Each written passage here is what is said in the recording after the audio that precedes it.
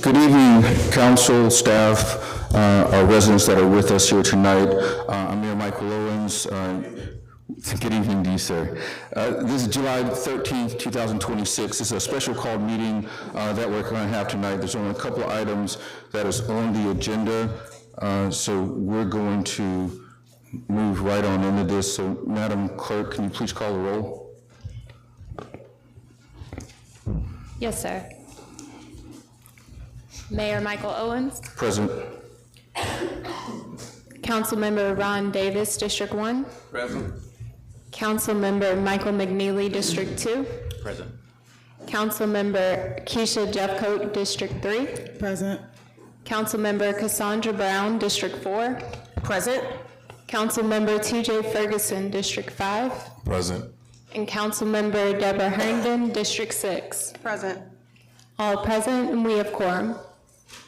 Thank you for that, Madam Deputy Clerk. Mr. Manager, would you please provide an invocation for this evening? Yes, sir, Mr. Mayor. If you are willing to join us in prayer, please do. Heavenly Father, we pause and acknowledge that you are God Almighty. You are above all, in all, and through all. And so we pause and acknowledge your presence, and we ask for your wisdom this night, that you would bless our mayor and our council and all our leaders, and bless them with courage and wisdom, integrity, and discernment as they make decisions tonight. We also pray for all of our citizens and our businesses, Lord, that you will bless our citizens with your angels' protection over them at all times. We lift Mableton up as a city that will glorify you, and we just declare your favor and your blessing upon everything we do. In Jesus Christ's name we pray. Amen. Amen. Amen. Thank you for that, Mr. Manager. Councilwoman Jeffcoat, if you would, as a proud Army veteran, lead us in the Pledge of Allegiance. Ladies and gentlemen, if you could stand, please, and raise the flag.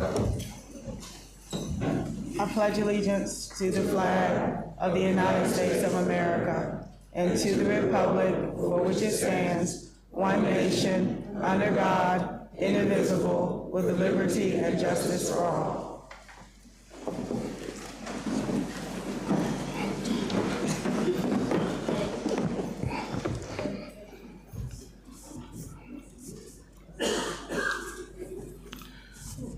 Council, you've been provided a copy of the agenda prior to the meeting. I would like to entertain a motion to approve the agenda as written. I'd like to make a motion to approve the agenda as written. Second.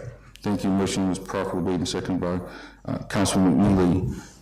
Do we have any discussion on this? And now I'll call the question. All those in favor of approval of the agenda as written, please say aye. Aye. All opposed say nay. Ayes have it. Thank you. All right, Council, we're going to move forward now with item 6, which is the public hearing and second read of the ordinance setting the millage rate for the City of Mableton's Public Safety District. As you're well aware, back in December of 2025, we put in place a special service district, a district that would be a citywide in order to provide public safety in all its elements to the City of Mableton. It's a citywide district that contains both residents as well as commercial businesses. At this point in time, looking to see our city attorney is not quite here yet. What I'm going to do, Mr. Manager, is turn it over to you, but prior to this, I don't think there was any changes to the ordinance. This being a second read, I took a peek at it, didn't see any changes from before, but I'll turn the floor over to you for a moment for any comment.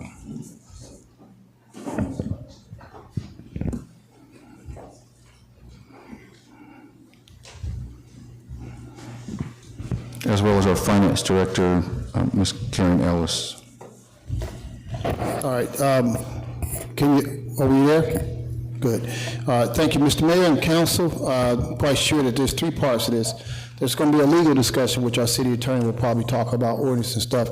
And of course, then our finances, details, any questions, that type of thing. We have our Finance Director. I'll just give a high level summary. I'll say tonight, probably the very last day that this council could on a special call meeting. We've discussed this since April of literally going back to April 2025. This discussion has been going on, and I think this council has looked at every option they can. I think there was a time, at one point, we wanted to pay $0 million, and then there was one time we offered $5 million. And of course, what has happened by the law, we have to come into an agreement with the county because of service delivery, and I think the county, and people will know that the county and the city came to an impasse, where the county wouldn't let us do it for $0. They wanted a certain amount of money that's been discussed publicly. And so I do want to say tonight, sir, when you look at this ordinance that's going to set a millage rate for us to collect on a special service district specifically for public safety, I would like to say that you all had choices in terms of whether you want to go with Cobb County or whether you want to go with our own police. That was a choice, but you didn't have a choice on the funding.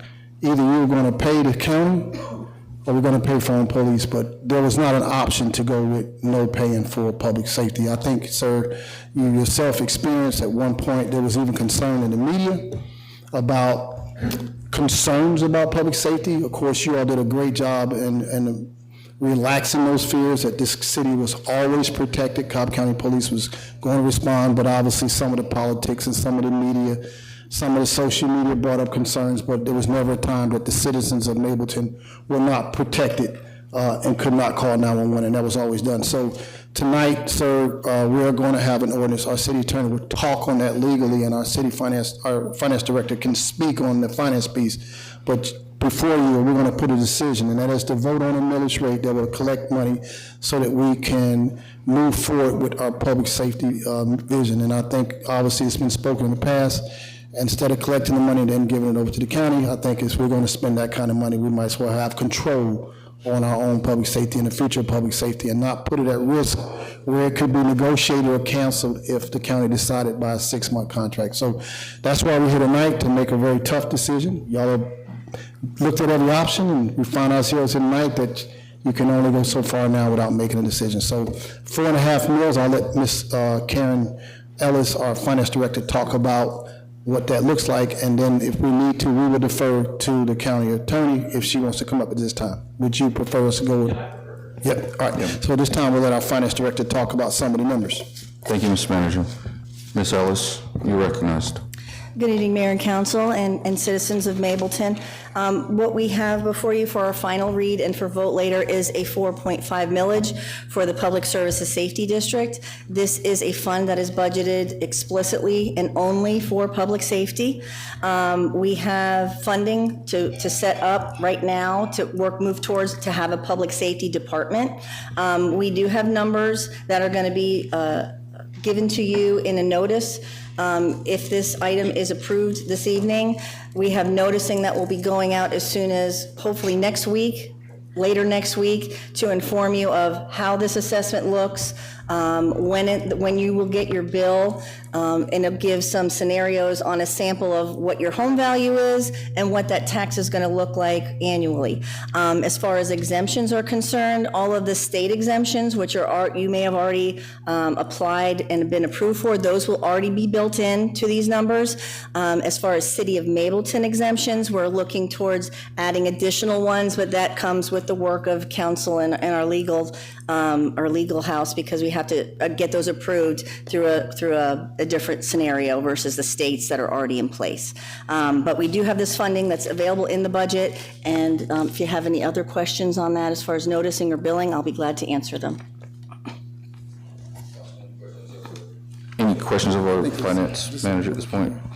I have a question. I'm sorry, Mr. Mayor, some point of order. Do we have to open up public hearing?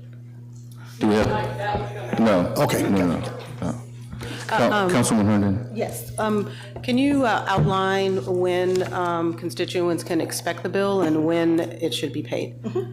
So right now, again, we have some noticing, which gives a broad overview of what it's going to look like and how much, a guesstimate of what that amount is. If you have any questions or any concerns, please reach out to the Revenue Department.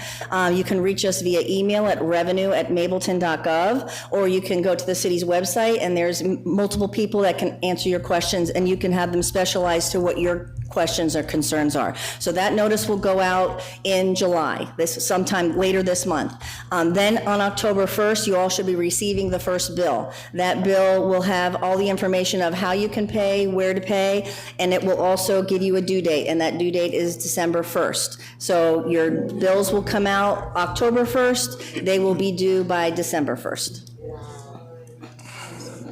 Yep, so I have a question.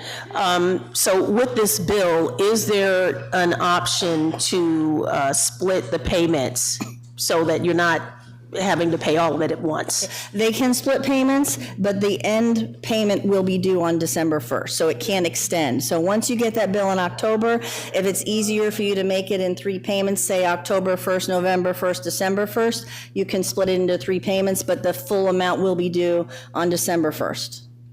So can we walk through, I'm sorry, just one last question. Go ahead. So can we walk through then what this looks like if someone is not able to pay by that date? Well, per the state, that will have to be penalties and interest accrue. We don't have any accommodations. It is by law you have to pay. So what happens is you will have penalties and interest accruing after December 1st. And is there any grace period at all? Or is it just that's a hard stop date? There's no grace Unfortunately, period? it's mandated by the state. We cannot alter when taxes are due. That's how we report up. So it gets reported to Cobb County, who then reports it to the state, and it's amounts that we have already provided. It goes out in October, or The bill will go out October 1st. so you have from October to December. Correct. Okay. Council, any other questions of the city manager or finance director? I'm curious, what is the city's remedy if a constituent just is unable to pay? Besides if they don't pay, is outside of? It's the same as if they can't pay their property tax. It will sit there, they will accrue penalties and interest. We will get notification through our own internal revenue department that tells us who is late, and then we have the end result of how we want to handle those. Most of the time you have collections or you have agencies that assist you with that. The penalties and interest still accrue, but usually it's tied to the property, so what will happen is if the property ever turns over, those assessments would need to be paid before the property is transferred. Can you also explain why December? Is there a reason why we selected? That's the state. December 1st, all tax bills are due by December 1st. So, I'm sorry. So we're given 2 months basically to pay this. What date should they expect to have it in their mailbox? We'll be mailing them out October 1st, so it should be within a few days after that. We may even schedule it to where it goes out September so that they get them before December 1st, or October 1st, pardon me. So do we have an option at all to have conversations with the state, the county, or something from hey, this is the first year that this is being assessed. We can't necessarily do a good job of collecting if we only give constituents 60 days. We can talk to somebody, but they are hard and fast on their, yeah, go ahead. Y'all are pretty much asking us if we can override law. We can't override state law. At the city level, we're operating, and our city attorney speaks to that, when you do taxes, it's governed by state law. And so this is an ordinance that allows us, but at our level, We can't supersede that. I can't supersede state law. So, Ms. Ellis, I want to kind of bring this home to people about what this is. At $4.5 million, I think the median home price is about $313,000 in the city of Mableton. Let's just say $350,000. That breaks down to about $52 a month, about $1.70 a day. $600 a year. $600 a year is $52 a month, which is $1.71 a day, if my math is correct. $52.50 a month. Okay. Yep. I just want to make that clear as to what the proposal is. $52.50 a month. $52.50 per month for a $350,000 home. $50 a month. One go. I will say that our finance, 1 second, sir, I apologize, because we want to keep order, everybody's here. If you have specific questions, our finance director and that team will be available anytime. Tonight, if you don't get your question answered, there's too many people to answer every question. You might not all get a chance to speak, but we are available at all times. We have a website, you can call and ask our finance director. We'll look at your specific tax bill if you want us to, and we are able to pull your tax bill up and talk to you specifically. We make ourselves available for that. So I don't want to. Thank you, sir. Yes, sir. At this point in time, Council, any other questions of Director Ellis or City Manager? Not, I'd like to turn the floor over to our City Attorney. Ma'am, the floor is yours. And Mayor, if we could take a 5-minute recess, the reason being is that we need to put a chart up on the teleprompter, and we need the IT to assist us with a couple of technical difficulties. So if we could have 3 to 5 minute recess to display that chart to the public. All right, Council, with no objections, we'll take a 5-minute recess, 5 minute and 5 minutes only.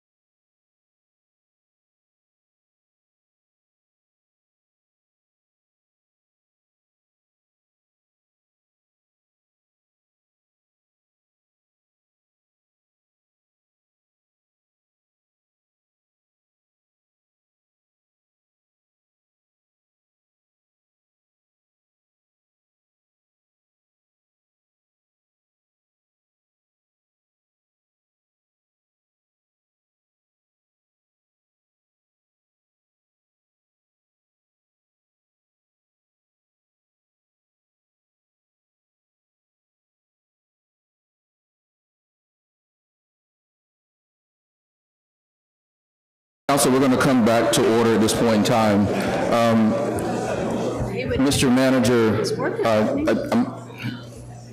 our attorney needed a couple of minutes to get a PowerPoint ready or slide, but I do want to make sure, because we're having some separate distinct comments and questions. I know some from the audience, but I wanted to open the floor back up to you and then to our finance director as well. Yes, sir, Mr. Mayor. I'm actually pretty honored and impressed by some of the questions I got. And so I'm going to share some of these questions and the answers. One of the first questions I got was, if you are 62 or older, how does this affect that school exemption? So when you pay a school tax exemption, that is what's applied to your county tax. All right, so what happens there is that once you hit a certain age, you no longer are required, which is the largest part of your tax bill. Largest part of your tax bill is that school tax. They have a ceiling, I think they're somewhere near 18 meals, we're 4.5. And so this does not affect that. There is no school tax exemption for a city ordinance, a special service district. You know, the 4 or 5 meals stays there. But your exemption that you have on the general fund for our seniors, that is untouched, that remains. I was surprised. I had one citizen ask, hey, my taxes just went up a lot. What's going on? What's happening? And I was surprised that folks didn't know that up until this point for the last 3 years, the city of Mableton has not charged anyone a property tax. The property taxes you have been paid to the county. Okay, we have fought as long as hard as we can to try to avoid any property tax. And then I told the person, the reason your taxes are going up is more than likely the non-general fund portion of your taxes, which is school and probably the fire fund. And then I talked to this person, and I'm glad, he's probably glad that I talked to him. You can say no all you want, but go down there and look it up. Your general fund, they're trying to learn, so let's not be disrupted. You pay a general fund tax to Cobb County at $846. You pay fire fund at about $2.9. And I think the school is somewhere around 18. I'm not sure. Look it up. Go look it up for yourself. And this is what some of y'all need to hear. I had one person tell me this. You can file for a thing called a homestead exemption. And I'm surprised to find out that some people in the audience hadn't filed for a homestead exemption. If it is your primary residence, you file for a homestead exemption, and that piece of the tax that you pay on a general fund stays flat for the duration of you being in the house. If you haven't filed for a homestead exemption, I implore you, go down to the tax commissioner's office and fill out that paperwork. If you are 62 or older, get down there as yesterday. It's not too late for next year. You can file now. It's never too late unless you want to continue to pay taxes that you're not required to pay. And this has nothing to do with the city. This was for school tax exemption for 62 and older, and then there was obviously homestead exemption. If you don't have a homestead exemption, you are paying more taxes than you should. We're not paying school taxes, so that's what I just explained. If you are 62 or older, and you go down and file the exemption, you don't pay school tax. The reason you're paying school tax is because you haven't filed for the school tax exemption. You have to, it's not automatic. You have to go to the tax commission. I'm sorry? 62. Okay, but hold on, let's get one thing clear. This is not the school board. This is not the school board. We're not doing the school tax, but I got you. I want to make sure, though, if you are 62 and older, you're paying a school tax to Cobb County Board of Educators, school board, you need to go down there and get that exemption. And I'm surprised. I can't answer the question. I got to answer this for you next one. Then I had one other question, and I think Karen's going to address this. We're in Georgia, and I will say that I had another question, that if you have a mortgage, sir, if you and I can definitely answer all your questions one-on-one, but I would like for the rest of the people to at least hear, so we can make sure folks walk away here educated. It seems like some of y'all came to learn. I think we had another question. That was a great question. And that is, why are we paying taxes when we've been paying taxes to Cobb County all this time for police? That question came up several times. So me and you are going to go outside. I'm going to answer every question you have, but let me answer right now for the rest of the folks. Why have you been paying taxes? That is what this council has been arguing now for 2 years. Our argument has been, you have paid 846 to the county's general fund, and because we became a city, the county said that you need to pay for the police services. And we argued back, hey, Mr. Sheriff, just take this gentleman outside, please. If you're gonna continue to be disrespectful to other people, I'll be out there to talk with him. So the question was, why are you now paying more taxes? And the answer is this: the county has every legal right to require another governing body to pay for services that they have control over. So we've fought and argued and said we shouldn't have to pay more in the county. If you watch the news, we've been in a disagreement, and that's why we're here tonight, because by law, we had to come to a mediated agreement that was required by a judge, and this council now has fought as long as they could and is going as far as they can. And I think one lady had one other question about the, and this you may answer, that most times if you still have a mortgage, this will be reflected in your mortgage collection. I think that was all the questions that I had, and I'll be glad, I'm gonna go out and talk with the gentleman if you want to answer some questions. And if a majority of the constituents here do pay their house taxes through a mortgage company, what happens, I don't know if you've ever noticed, if your property tax bill goes up, what happens is they pay from your escrow account. Then they send you a letter that says, oopsie, it looks like you have a little bit more to pay than what we have in here, so now we're going to readjust your payment. So you have an option. For those who do have it through their mortgage, what will happen is you have the option to pay it all and keep your payment stable, the same amount, or they're gonna say, you can get this and your payment's just a little bit more. And that spreads that amount monthly through your mortgage payment so that you're not seeing it as one big lump sum. So that would be handled as long as the tax collector has your mortgage insurance information and the city has your mortgage insurance information. It will be clear when we start billing who we have the information for. If we don't, you will need to, and that will be in this letter as well, you will need to be making sure you inform your mortgage company and sending it to them. So you'll get that bill, you'll send it to your mortgage company.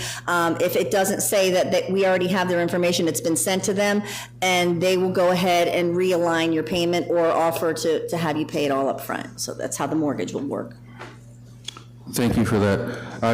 I do want to make one more note, because something else I heard I want to make sure is clear about the fact that we are doing a special service district and not doing a general city property tax. While they may seem the same because they're both a property tax, they are not. They're quite different. We actually looked early on about having a special service district that was a fee-based system, and quite frankly, that's been challenged in the courts.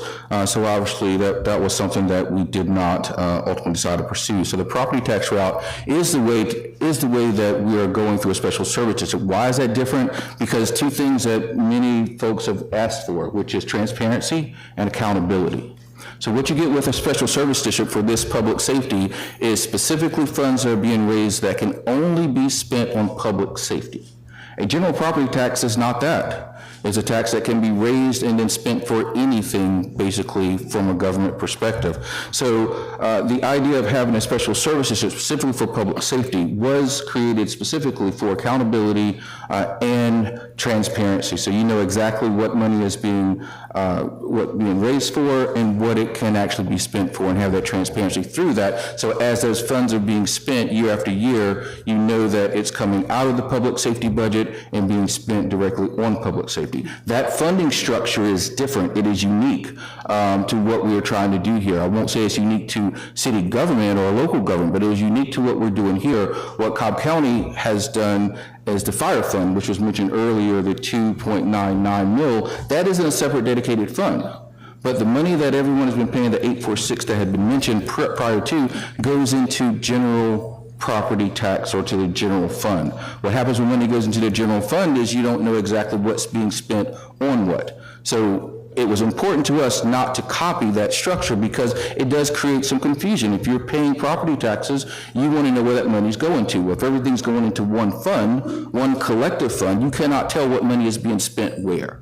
So when the city of Mableton decided to take this on, that we would have to do this, we wanted to make sure that our residents knew exactly what money was being raised and where it was being spent. No commingling between money that's going to be spent on this, money that's going to come out of your tax bill for public safety that may end up in parks or may end up hiring some other people for something else. This funds will be spent specifically for public safety, which is why specifically we chose to do a special public safety special service district in lieu of just having a general property tax like the county and other cities do. So I wanted to make that clear about what that was and why we did that. Ms. Ellis, you have something else? No, any, other than more questions from mayor and council? No other questions? I'll turn it over to our city attorney at this point in time.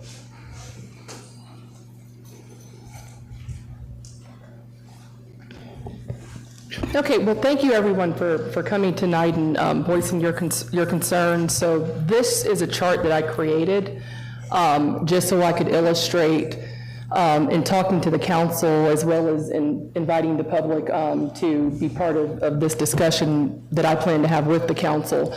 I created this chart to give the public particularly a better idea of where you stand relative to other cities.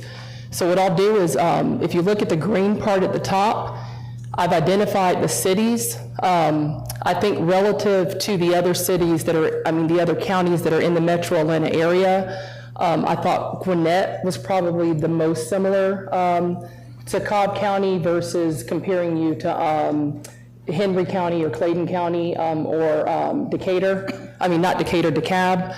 So I chose Gwinnett. Of course, I also put every city that is within Cobb County. I did, however, exclude the city of Marietta. The reason that I excluded Marietta is because their numbers would be particularly high, and it wouldn't be fair to include them in this chart. The reason that Marietta's numbers would be high is that if you look at the third column that says city general rate, that third column, Marietta has a number of things that would make their numbers go to, I think as high as 27. And that would be the city of Marietta has an independent school system, so their numbers would be higher because of that. They have a general obligation bond for infrastructure improvements. That would escalate their numbers. And they also have a community improvement district, so that would escalate their numbers. So I did not include Marietta because I didn't want to have, if you look at all the other numbers, they're like, for example, 14.5, 9.15, 8.99 in that third column. Marietta's would be, again, closer to 27 and a little bit above 27. So I did not include Marietta for that purpose. But Marietta certainly is higher than Mableton with that 27 number. But just to kind of explain what this chart shows, I listed the cities in the first column. The second column is the county levy. The county levy is what the county levies through its general tax, excluding, in this case, I excluded school because school is not part of the county's general levy, and I also included police I also excluded police SSD. Now, Cobb County does not assess a police special service district, it's just included in the general levy, but the Gwinnett County does have a police SSD, so I excluded that police SSD from the number that you see here, and I put it on the back end. The SSD, just for clarity, is a special service district, a police special service district. So if you look at the second column, that is the county levy. For example, let's go to Powder Springs. If you look at the second item, it says Powder Springs, Cobb. The county levy for Powder Springs, and it's consistent for every city within Cobb, it is a 8.46 general levy in addition to a 2.97 EMS fire levy. So that 2.97 plus that 8.46 is where you see that 1143. That 1143 is the county's general levy, and I pulled these numbers from the county's website, from the chart that okay, so let me explain it again. So that you see the 1143, The 1143 is the sum of 846, which is the general fund, the M&O, and in addition to the 2.97, which is for fire. So if you add 8.46 to 2.97, that number will equal 11.43. And that 11.43 is what the county assesses every city within Mableton for the general county levy. Again, that is the fire, EMS, and the general fund. It's 8.46. It doesn't fluctuate between cities. Every city in Cobb is treated indiscriminately, whether you're Powder Springs, Smyrna, Mableton, Marietta. Everybody who is a city or who lives within a Cobb County city pays that 1143 to the county. I'll repeat myself again. It is the 2.97 fire fee in addition to the 8.46 general M&O. Now for Gwinnett County pays a general M&O, but it's subtracted by a 2.9 police SSD, because Gwinnett does similar to the city of Mableton, and they've created a special police service district so that they can ensure that whatever money is put into that district goes towards police. So the Gwinnett model includes, if you look at the fourth column, you'll see that Gwinnett's model, at least for Gwinnett County and cities who have opted into the Gwinnett model. Gwinnett doesn't force you to opt in. They give the cities the discretion to opt in. The cities don't have to opt in, and as you can see, every Gwinnett city is not opted in, but the ones who have opted in, if you look, it is the city of Dacula, Sugar Hill, Dacula. Well, I don't represent anyone in Gwinnett, and I've never lived there, so. Dacula, so the city of Dacula, the city of Sugar Hill, the city of Grayson, so, and also the city of Beaufort. So those particular cities, when I went to Gwinnett's site, information on their tax commissioner site, I pulled those cities. They have opted in to Gwinnett's Police Special Service District. So because they've opted in, I added those numbers to that column for Police Special Service District. Now what I did is I totaled these three columns.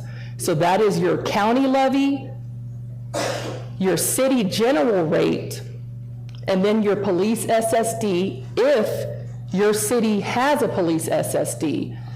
So when you add those three columns for Beaufort, I put these inside the order of who is paying the most. So between Cobb County, and again, remember that Marietta is not on this sheet. Marietta would be 27, about 27, so Marietta would be close to between Powder Springs and Beaufort, but excluding Marietta from this sheet, Beaufort and Gwinnett is paying 28.85 mills.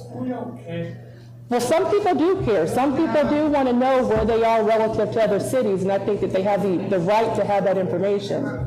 And so to the people who do care where you stand relative to other cities, the city of Beaufort, they are paying 28.85. Powder Springs and Cobb is actually the second on this list. They are paying 20.93. Kennesaw, 20.58.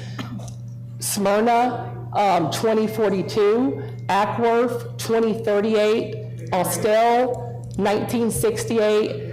I didn't want to exclude, like I said, other areas, and I chose Gwinnett. So if you look at this chart, Mableton is at the very bottom of every city in Cobb, as well as all these cities that are included within Gwinnett.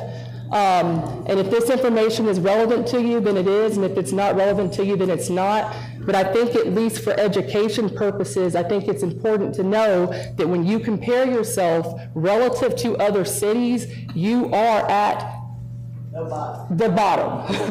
And if you care or not, that's up to you, but I do think that that's an important education piece. Thank And you, if the ma'am. council has any questions, I can answer any questions that you Council, may any have. questions at this point in time for our city attorney?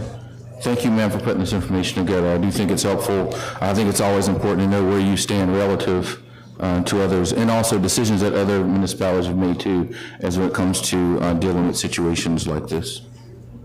Any questions, council? Any questions of Director Ellis before she sits back down? No? Thank you, ma'am. And thank you for that, Madam Attorney. Council, with that being said, Madam Clerk, what we're going to do is we're going to move into our public hearing for this. Well, before I do this, I did not ask our city attorney. Madam Attorney, being that this is the second read of this ordinance, has anything changed substantively from the last version? Yes, there have been changes in here. Can we discuss that at this moment, certainly. please? So it is subsection C, if you look at the ordinance. At the last meeting, I think it was Councilwoman Herndon, and she had requested information on just the payment schedule.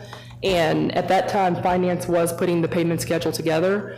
And that payment schedule was what was articulated tonight, and that is that the bills will go out in October and that the money will be due in December. And if you look at subsection C on the ordinance, it specifies that. So it just includes the payment timeline. Thank you for that. Thank you, Mayor. At this point in time, Madam Clerk, we're going to go ahead and start our public hearing. Yes, excuse me. The public hearing right now has a 10-minute time limit for those who approve and then those who are against. And the mayor will call those who approve first. And it's a 10-minute time limit. They can increase it if they need to by vote. But keep in mind, if you get up there and speak 10 minutes, you're not going to let anyone else have a chance to speak. And if you get up there and say the same thing that everybody else wants to say over and over and over, you're just, we get the message the first time or two. But just keep that in mind as you get up there to not dominate. Allow your other constituents and friends to get to speak. And some people completed a card, so I'm going to call your name out first. After that, the mayor will allow those in the audience to speak. But if you get up there to speak, please state your name for the minutes. If not, we just put in the minutes a speaker spoke, and we don't put your name. But it's always good to know who spoke and what district you're in. Madam Clerk, before you go forward, please, there are people that used to come and filling out comment cards. And so I know you have comment cards, but that's separate than this. Yes, I also have some public comment cards.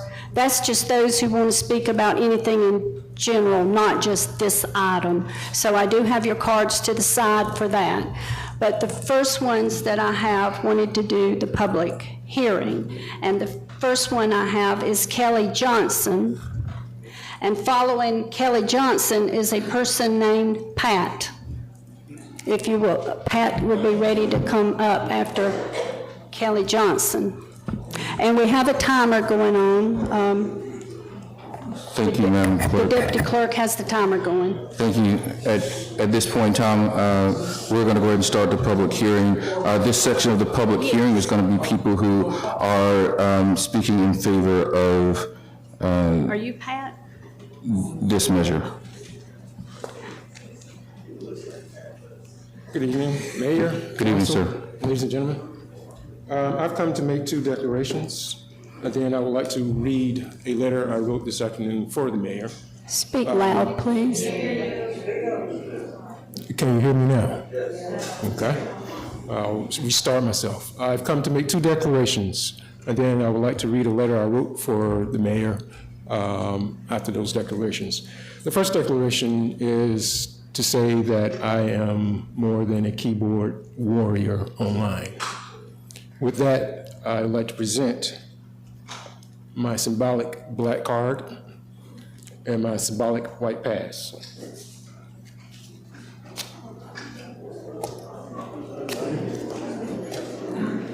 I do that because of what my father has told me in light of the experiences I've been having for the last 14 years.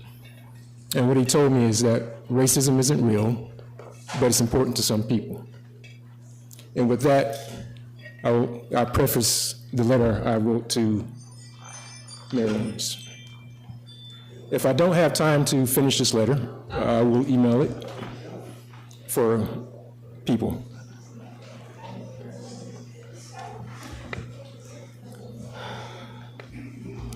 Sir, stop the time. Dear Mr. Owens, I'm taking time away. Excuse me, sir, are you speaking about this item on the agenda or something else in general? There's a paragraph in the letter that reads, "This said, bear with me, I should connect this matter to the Public Safety Special District tax." Okay. Dear Mr. Owens, I am taking time away from the creative endeavor to build a business, and it sucks doing so, mostly because of the imposition of realities I do not share, which has been a daily experience for the past 14 years. During such period of time, I have grown and learned and continue to learn how to articulate the matter affecting me in many ways. As I've emailed the Cobb County Board of Commissioners, Cobb County Police, and Councilor Brown's predecessor, I can best describe the situation as on-the-job training for a professional career I do not want or prefer. One in which I can, with almost 90% accuracy, discern an undercover police officer from a confidential informant, from the regular citizen either recruited or participating in criminal behavior on behalf of one community network or another, all of which entertaining themselves at my expense. This said, bear with me, I shall connect this matter to the Public Safety District tax. If I can take you back to June's town hall meeting, to the woman that spoke to sophisticated crimes, she wasn't too far from the truth. In recognizing her reality, it having some commonalities with mine, allowed me to better articulate the situation with this parallel. We, and most everyone, are familiar with the January 6th riot and the storming of the U.S. Capitol. For a lot of Americans, I think it was a shock, and yet it wasn't, given the country's history and preoccupation with race. There's no doubt that part of Trump's motivation and that of his supporters, the J6ers, is race-related. They seditiously and forcibly push for change. Now, if the J6ers represent a type of social mob that is overt and criminal, if not treasonous, then another type of social mob is just as criminal and covert and skilled in quote-unquote sophisticated crimes against an individual, a group or movement, a community, or even a newly formed city. I have concluded the reason for this situation is because of a determination by members of the county to more or less force me out of the community, especially after a 2012 falling out with the Cobb County School District when my middle son angered the wrong person within that system. Mr. Especially Johnson, since I made an effort. Can I just, one second, just for clarity. This section of the public hearing is for people that are speaking in favor of this public hearing measure tonight. I apologize. So I just want to make sure that as people are listening, they're understanding you're standing before us in support of this measure. I would like to say that I am neutral and I'm just expressing myself. But Okay, fair enough. I just by the time I finish this letter, I mean, so my concern, I mean, and I want to apologize. I did mean to form. One moment. She's got time suspended. She has time suspended. This is the part about where democracy comes in and people are able to have their voice. We have public comment at every single meeting. Every meeting the city has had, we have public comment, and we allow people to speak on any measure that they choose to at every meeting. What I will say within the parameters for this is 10 minutes. It was made very clear that as a public, we have 10 minutes to get through this part. At this point in time, sir, you have used roughly half of that. I understand. I appreciate you. I appreciate you asking the question. Okay. I didn't mean to forewarn you that the tone of this is, If I may, please. We only have this one opportunity to hear from the public regarding this vote on the millage. And this gentleman, while his words are important in a general context of conversation, it's not appropriate for the topic in which we're on now. We need to hear from individuals, whether in opposition or in favor, on this very specific issue Very well. we're going to vote for tonight. I shall skip all this and I will email it to you. However, again, I thank you for stopping me because I did mean to forewarn you that this letter expresses my anger and you should consider me hostile. And I'm going to levy a serious accusation that you may not like. So I should skip to that part. We appreciate your time, thank you. So, Mayor, No, this is not a time for threats or accusations. People can have opinions, say what you want to say. I have an opinion. Well, I think you've expressed your opinion, and we understand that. I feel you and the council are unwitting accomplices or participants in a white-collar pack that has come into Mableton for various reasons. Sir, the mayor is taking your ability to speak at this time. Okay. Please feel free to send me that letter, though. Sure. Thank you, sir. Mayor, I would ask that you I'd like to make reset a the- motion to add an additional 5 minutes onto the clock so that we can allow folks that are here to talk specifically about the topic at hand. Thank you. I'll make a point of order and approve that. All right, and I know that, Madam Clerk, when she calls your name, if you're speaking for this, then come. If not, then she's going to skip over and get to the next person. Yeah, because on the cards, you don't say for or against. So I'll call the name, as he said. If you're for it, go ahead to the podium. If you're not, I'll catch you on the next one, okay? You'll be next. Okay, Kelly Johnson, are you for? He was neutral, ma'am. Oh, I'm sorry. was Okay, neutral. Pat. Are you for, Pat? Greg Queen, are you for it? No. David Chambers, are you for it? David. Jan Terrell, are you for it? No. Okay, so, Mayor, you want to ask Okay. anybody else? Yes. At this point in time, if there's anyone who'd like to speak in for or in favor of this motion or ordinance, please step forward at this point in time. I had one more card to the side. Denny Wilson, is she for it? Okay.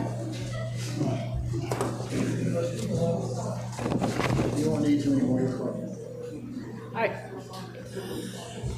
Mr. Mayor, City Council, I will be brief. Everyone needs to understand that Cobb County caused this. Cobb County looked at us and said, okay, you're now a city. We're going to take all the tax money that you're already giving us, and then we're going to charge you extra for police protection. So if you're going to be mad at somebody, be mad at Cobb County, not the City Council.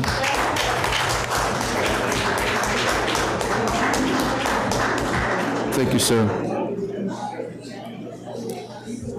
At this point in time, do you have anyone else that would like to speak for this measure or in favor of this measure? Please make your way to the podium at this point in time.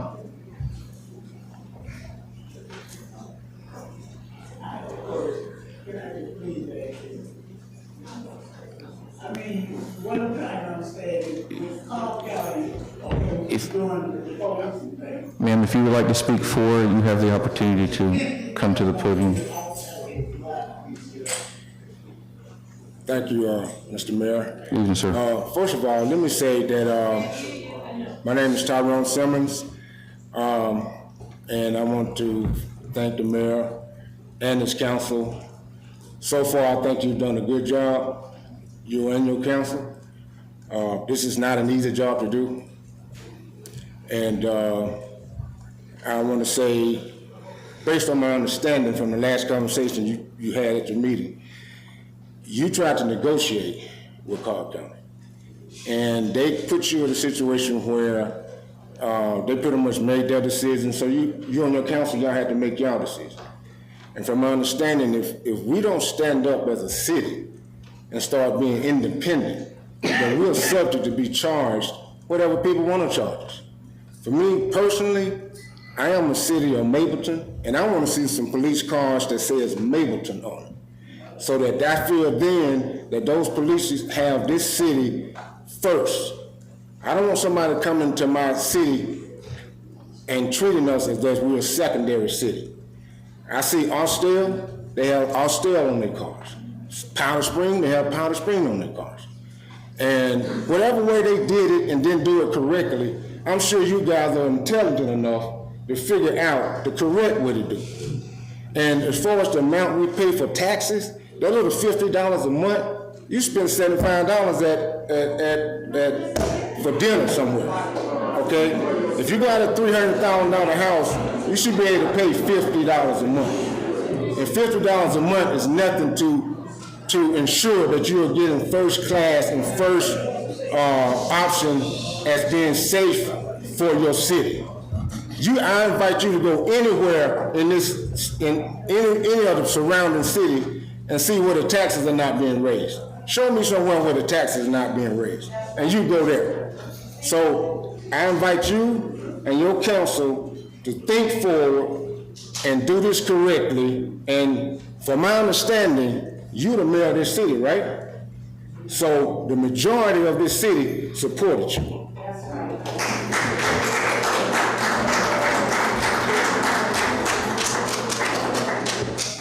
Do we have anyone else that would like to speak for this measure or supportive of this measure? Yes, ma'am, make your way to the podium, please.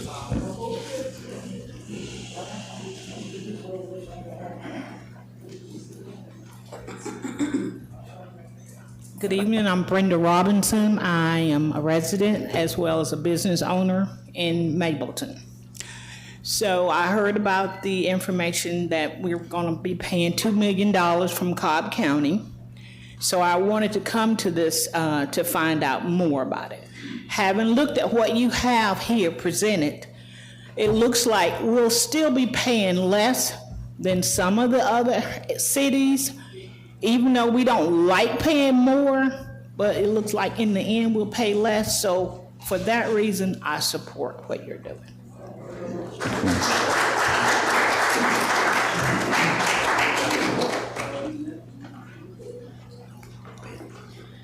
Yes, sir, you're recognized. My name's David Coney, and I'm just curious, whether, I know this is a special tax for the police department, but what other shortfalls are the city experiencing that the citizens may have to pony up more tax money for different services that the city is trying to establish? I want to make sure I understood that the question was, what other shortfalls does the city have? As far as finances and Sure. budgeting, because I'm quite sure there's other things that you need for the infrastructure. Thank you. Police is one thing, but Thank you for that. I'm assuming you're up here speaking in therefore. no, I'm not speaking in favor. Well, that's what this section's for, sir. I just happen to see that zero there. I'm like, how Okay. come it's zero? So to me, the story's not being told completely. Sure. Thank you for that. Mr. Manager, I think you've stated multiple times that this city has an $8 million fund balance. So I think we're absolutely fine as far as being good stewards and financially solvent with where we stand. $8 million after all of our bills are paid. So I think we're doing fine in that front. Anyone else would like to speak in favor of this bill or this measure? There's a balance of a little over 5 minutes if anyone would still like to speak. All right, final call?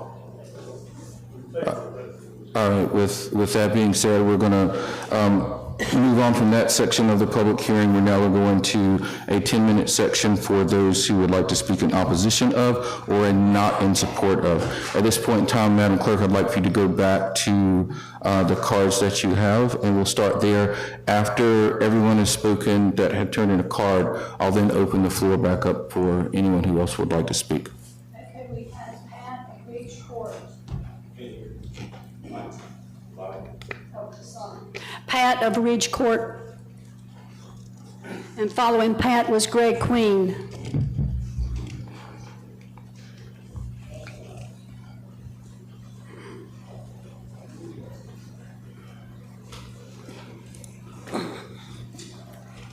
Hi, my name's Greg Queen, and I'm live in Mableton. I'm a business owner.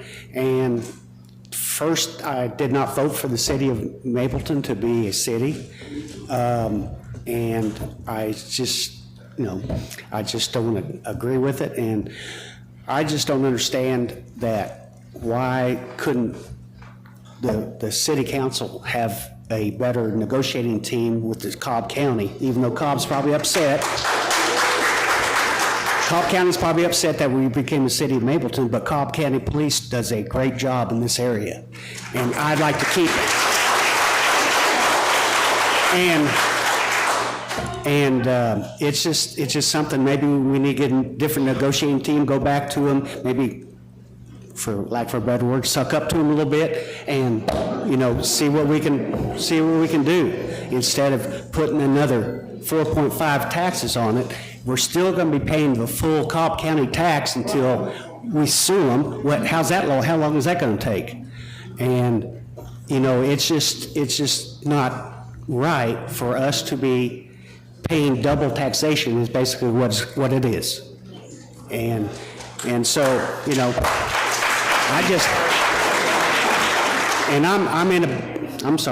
in a big push for dissolve Mableton, the city of Mableton anyway, so that's all I have.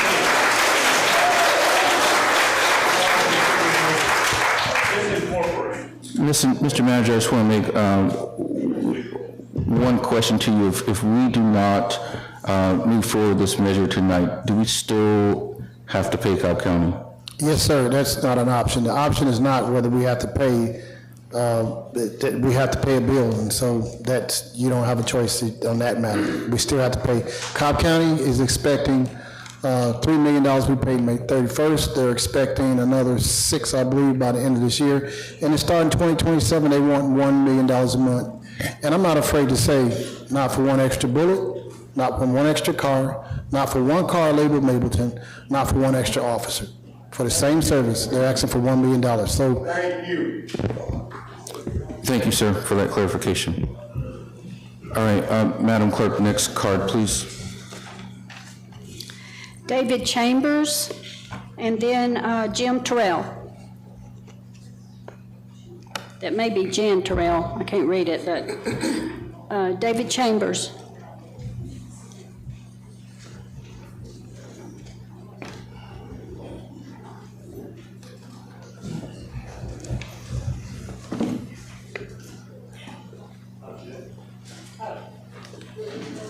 Okay, no David Chambers, then Jim Terrell.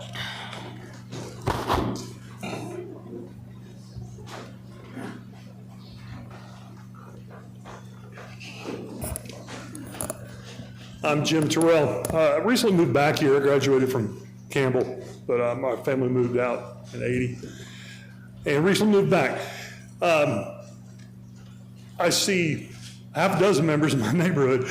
We live just north of the east-west connector off of Hicks, and we should probably carpool next time. But I'm struggling to see what the value add is. If we're paying for this extra, and we're not going to get a bullet for it, what is it that we're going to get? Is there a chance that the government will now start picking up the trash, for instance? I'm making more friends as I get here, so these are some of the ideas I've heard. Is the millage rate set? It sounds like our millage rate is set, that's done. But it would be great if it were lowered a bit. And I know that on my house, and I have the blessings to be able to kind of absorb this a little bit. I'm not broke and I ain't hungry, but I'm close enough to care.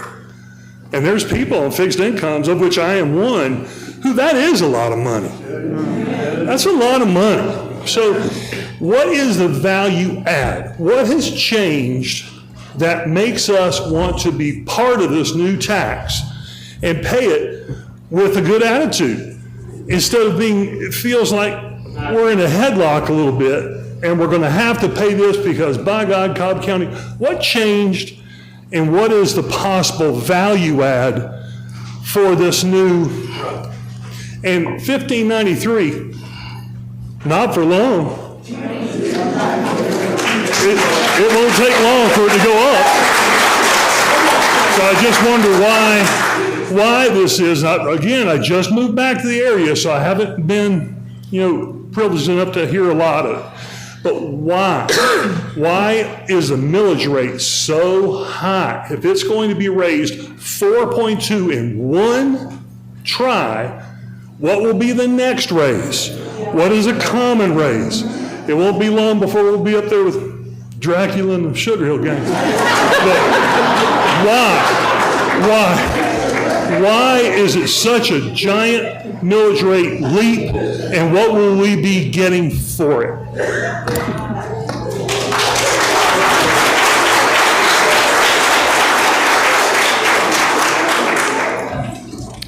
The last card I have is Denny Wilson.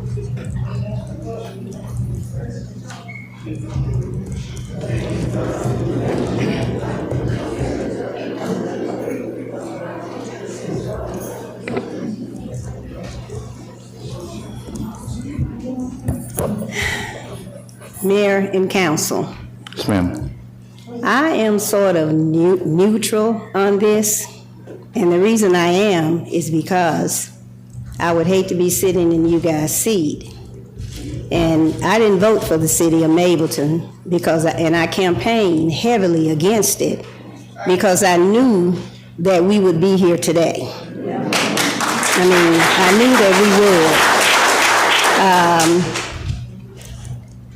The $4.5 million that you guys have allocated, or you're gonna vote on to allocate for setting up a police service, I think in looking at your budget, I know that next year, that zero column is gonna become a number. I mean, because 21 million is not enough to set up a police department, I don't think. I mean, and I know what you guys have been told. One of the questions that you guys have not answered, some information that you've not brought to the public is, how are you assessing our property? Are you using the same assessed value that Cobb County uses? Or are you coming up with a different type of assessed value? And I really need to have that question answered, because the only way we can figure out how much taxes that we're paying is we need to know which assessed value you guys are gonna use. Are you gonna use the high end, or are you gonna use the low end? And I got that question from the tax assessor's office, because last week I went and spent time with them and talked to them, and plus they see me every year when Cobb County taxes are due. So I know that next year, that zero column is gonna become a number, and you guys know it too. I mean, and I don't know why you guys won't come out and tell us that next year we will be paying a city meal. Because in going through your budget line item by line item, you just don't have the money. I mean, and I guess it's all well and good because we have no choice. If you say pay, we have to pay. But just be honest with us, and just let us know what we're gonna face. I mean, we don't have any senior tax exemptions this year, and I don't think we may even get them next year. But the fact of the matter is, Mableton was built on a city-light model. And now here we are, 3 years later, we're going into full service mode. I mean, by setting up the police department. Cobb County, if you Google police departments in the United States, Cobb County is in the top 3. I mean, they're way up there. So for people to say that we were not getting police services, just because you don't see them doesn't mean they wasn't there. I mean, so that's where my neutrality line lies, is I feel sorry for you guys, because I know it's got to be hard on you guys, because this is not what you signed up for. But if you campaign for the city of Mableton and you bless the city of Mableton, then you're getting just what you deserve, because Mableton should have stayed under the county. Thank you.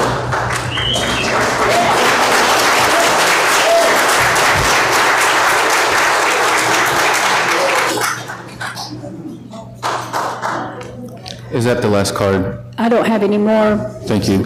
At this point in time, if there's anyone who would like to speak in opposition of this, please come to the podium at this point in time. Just a clarification, because we gave in favor 5 extra minutes, we're giving Yes, indeed. this one.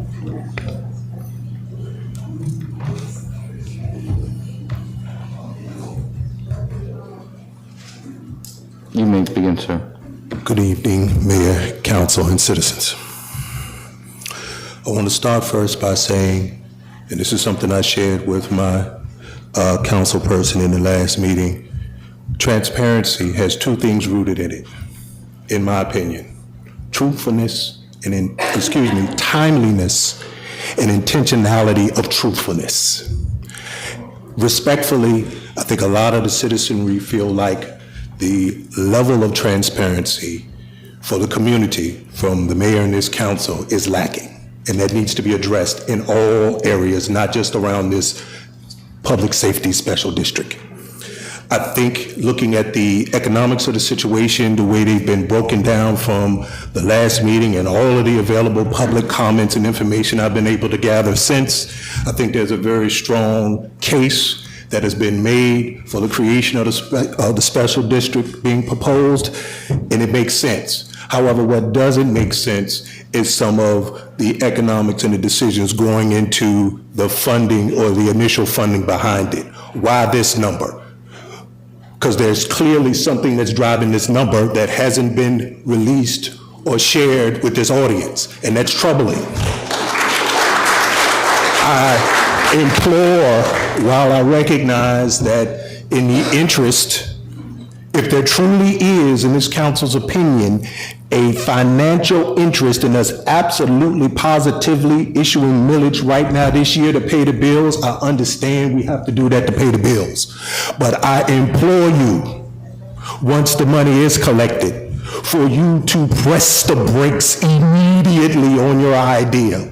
Because I feel like what we're doing is we're setting self-imposed timelines and trying to rush an extremely complex project. And as a project manager by trade, I can look at what you're doing and tell this is extremely complex. And you're trying to do it on an expedited timeline that's self-imposed. And in my line of work, I don't do that. Period, point blank. I push back at every opportunity when I see that happening, and I see that happening here, and that's the message I leave you with. If it's fiscally necessary, vote yes. If it's not absolutely fiscally necessary, pump the brakes, take a step back, and plan properly. I thank you for your time.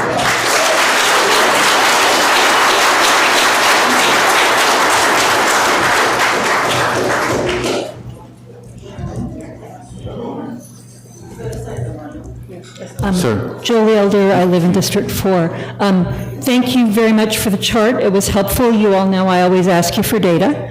2.9, why are we 4.5? If the other folks can fund it with 2.9, why can't we fund it with 2.9? Going to what the previous gentleman just said, you haven't presented a paper explaining to us where you got the 4.5 from.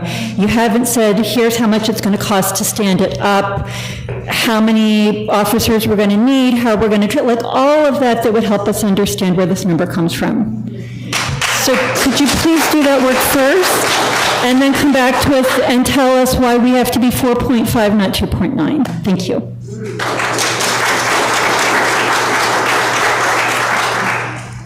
Hello, my name is Joyce Steele, and I'm going to be real quick, real brief. There are going to be some elections that are going to be coming up for this city in not distant future. So my question is, with the elections coming up, who's going to have to implement whatever decisions that y'all are going to make today?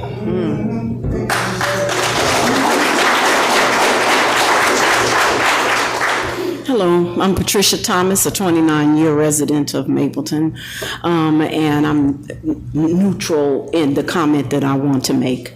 The reason that we have this ability to have public comment and to be able to discuss with you guys how we feel about a particular topic is because we live in this country.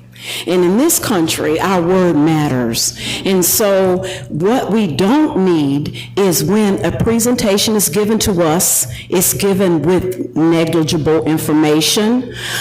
Treat us with the respect that we would show you if we were presenting something coming from the public.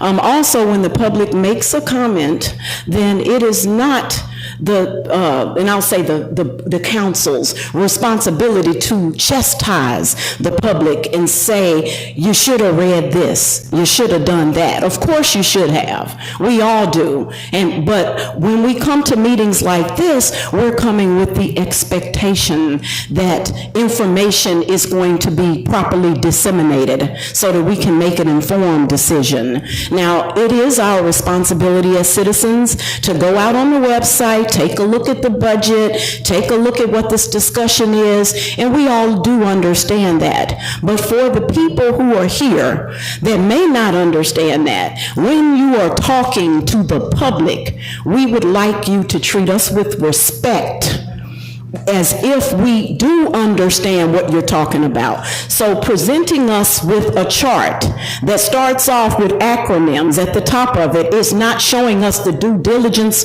or respect. It looks like this was a sheet that was taken out of another presentation and you just threw it up here. We are better than that. We are the city of Mableton, right? And we need you to take a little bit of time. We know you're working hard. We respect everything that you guys are doing. We truly, truly do. We know how hard this is. But treat the public with respect. Come to the meeting being able to say, hey, you can talk to me. I've heard the city manager say, hey, you can come and ask me questions, right? He's opening himself up to question. But what we want is when you have a public meeting, we are in this small room, by the way, to address our concerns. So give us a nice presentation. Tell us what you're thinking about here, how, like the lady said, how you came up with the number, like the project manager said, that I'm also one. We need to put all of this together, okay? Thank you.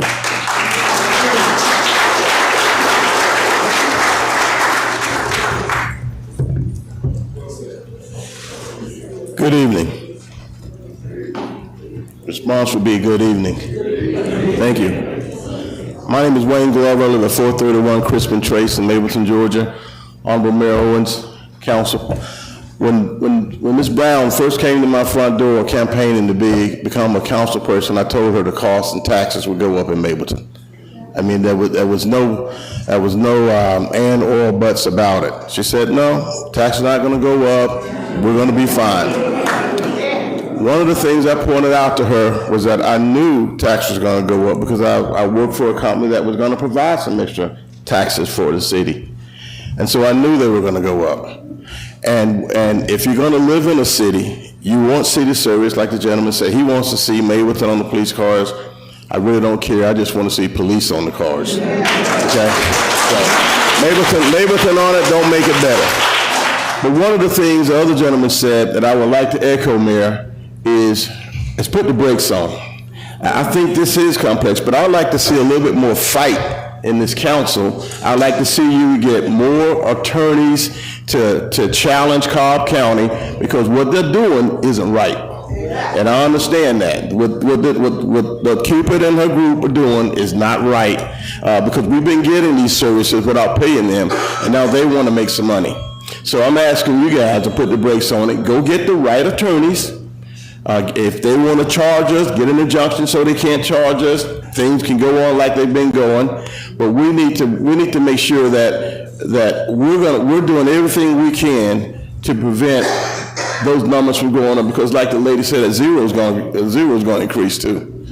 And if you want more services, if you want to see Mableton on your trash can, if you want to see Mableton on your water bill, costs are going to go up. So I think that we should do our diligence to fight for everything that, I mean, we're already paying those taxes, and I applaud the city manager. He answered questions, very good job.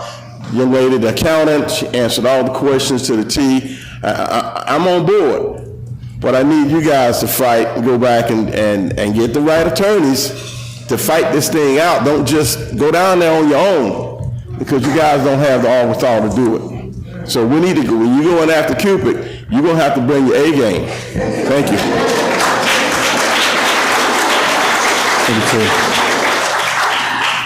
Okay, Mayor, the time is up for the opposition. I think he went over a couple minutes. He did. I'm just going to ask, is there anyone else that would like to speak in opposition to this?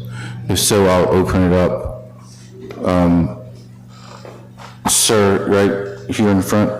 Yes. And then we'll close the hearing now.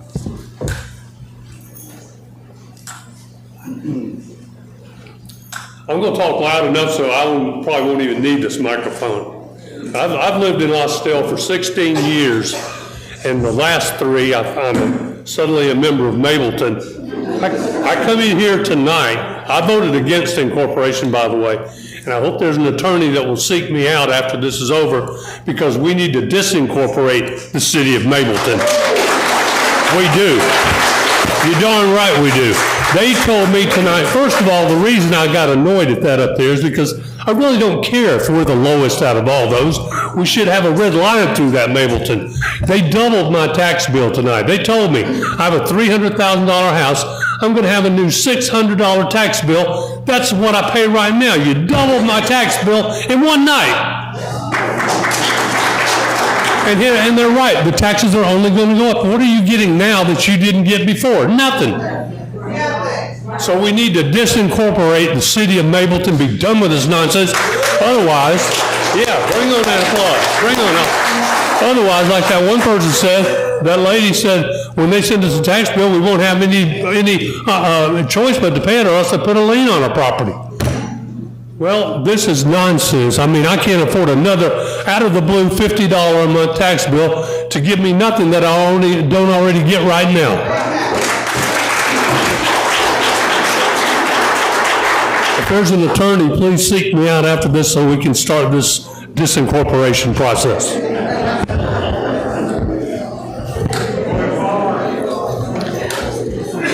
Mayor, there is one more person. Thank you. Yes, Go ahead, sir. Go ahead.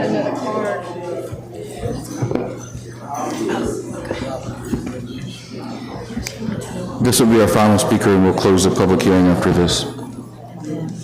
Roy Wilcox, 50-year resident of Mableton. It's my understanding we're here tonight to discuss what the millage rate may be. If I'm wrong on that, then please correct me, rather than whether or not we're going to have one. But I think one thing to consider is that once we have made some changes with Cobb County, that the city is collecting franchise fees, ad valorem tax, insurance premium tax, business and occupation taxes, hotel, motel, excise taxes. Raise them and lower the 4.5.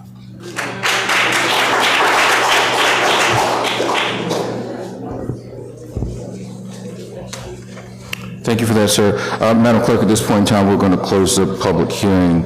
At this point in time, Council, I will open the floor to you if there's any comments or any questions that you've had thus far. I think I just want to take a couple of seconds and address a couple of things. We've heard a lot tonight through this public hearing. I'd like to first start off by thanking our residents for coming this evening and having your voice heard. It is, I know a lot of times people, I hear and people say that we don't pay attention, we don't listen, but we absolutely do, right? And as I mentioned before, we make sure we have a public comment at every meeting because your voice is important.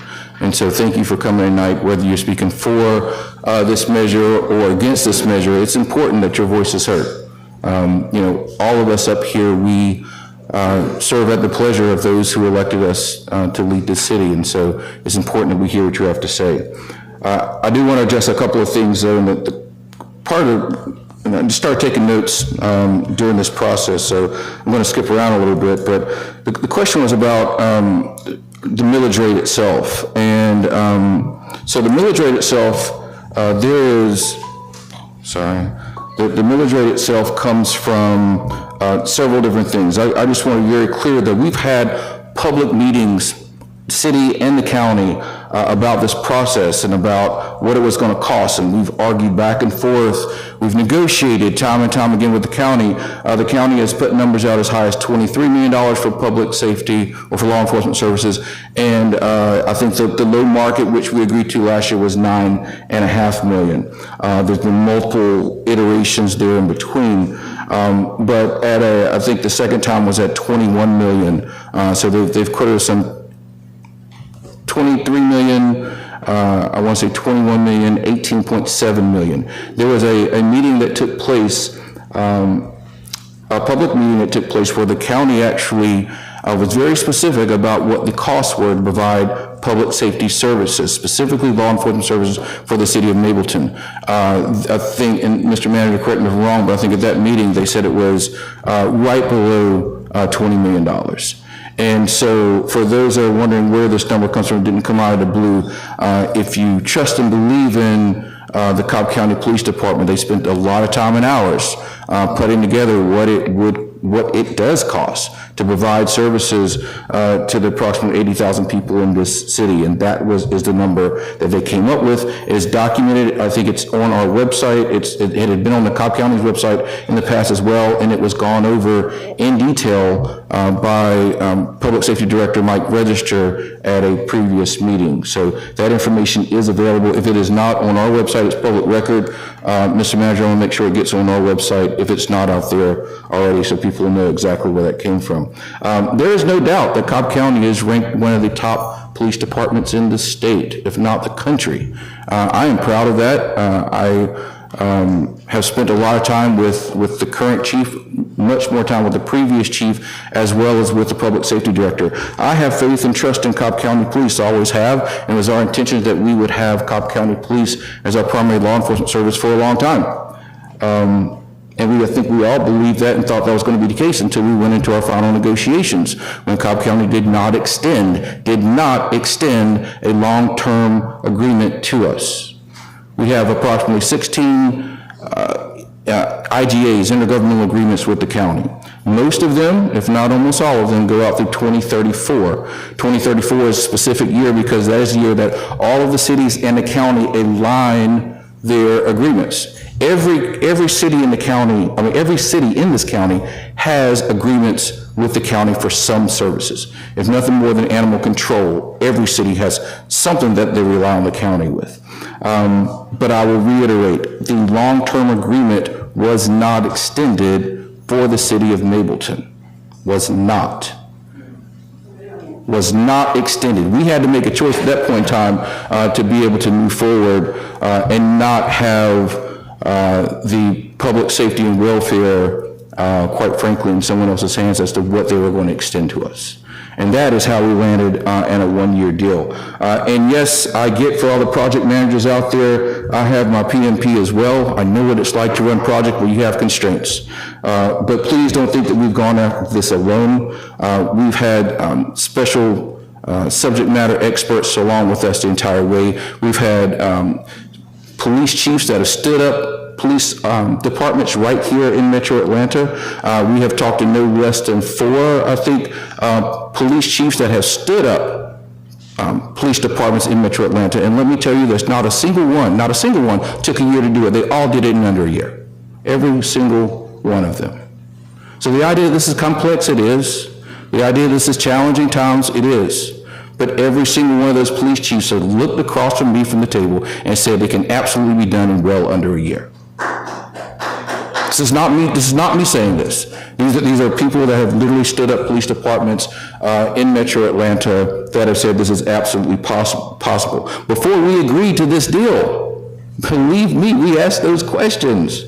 There's no way we would have run into this and said this is what we're going to do if we did not have certified public safety subject matter experts in the room advising us on what was possible. As a matter of fact, I go further to say we actually saved millions of dollars through this negotiated deal that we did, because the last, I'm not going to go into details, because some of this, you guys talk about transparency, however, negotiations, there were agreements that were signed about what could be divulged and what could not. But I will tell you again, we saved millions of dollars by taking this course of action based on what the county was charging us for this agreement. So these are facts. This is what I think we wanted to share, so you have better understanding about what we did and how we got here. And I think sometimes because you see us, you think this is it. But we've definitely making sure that we're listening to people who have done this before and have our best interests at play. Now, the other one about what are we going to get out of this? So obviously we know where we are. This special service district is something that we put in place earlier. The amount that we were going to charge is the amount that for us to get public safety put in place. And you will hear discernment from when I say law enforcement to I say public safety. Right? Public safety is the broader aspect of keeping us safe overall, life, limb, public safety, and all the rest. Have a good evening, sir. And this goes beyond public safety. So when people are asking, what are we getting? People asking, what are we getting out of this and what's going to be different? We're actually looking at this from a public safety perspective, which will include emergency management, law enforcement services, code enforcement, community engagement, and the like. What makes us different is we move forward with our own public safety division. This will be the first time that we've ever had dedicated police officers in this city, or in South Cobb for that matter, in the unincorporated area. Right now what we have a shared service, which means our police officers that we have here are subject to be deployed anywhere throughout the county at a moment's notice. What we will get now is a dedicated service. We never had that before. There are differences. It's not just having a name on the side of a car. It's about having officers that work this beat every day that you know. It's about having community engagement that is here, that understands the businesses, the business owners, the lady that lives down the street that has problems. This is a different level of public engagement that we want to bring with this as far as public safety. Will this be the solution that we all see? We talk about what's going to happen in the future. We don't know what's going to happen in the future. We don't know. What I do know is we've been saying for 3 years now, there are plenty of people going to say, we're going to have a property tax next year, next year, next year. It's been 3 years, and we still don't have a general property tax. At some point in time, I'm sure we may. We probably will. We probably will, but guess what? We don't yet. And for everyone that's saying, next year is going to be, next year is going to, you've been saying that for 3 years now. So we are trying to keep a commitment that I'll remind you that we're working through these budget dollars, and we will continue to do so. We'll continue having public meetings about this. We'll work through the budget as those numbers come in. We have these. Show up at our meetings. Please don't wait until tonight or something like this. Come to every one of our meetings, and you will see this information being shown. You will see it. Right? So I know to some this is new. Many of us that live here in the city of Mableton may have never been to a city council meeting before ever. So all of this is new. I get that. But come to our meetings consistently, and you will see the items that we're putting out. And I'm going to end by saying that we are getting what we deserve. Yeah, that's right, we are. We're getting the opportunity to stand up one of the greatest cities. We're getting an opportunity to bring services to people in a community that felt like they were not being served. We're getting what we deserve. We absolutely are. We're getting what we deserve. And I'm thankful to have the opportunity to get what I deserve by helping to take part and lead this city. So at this point in time, Council, I'll open the floor up to anyone else who wants to provide a statement.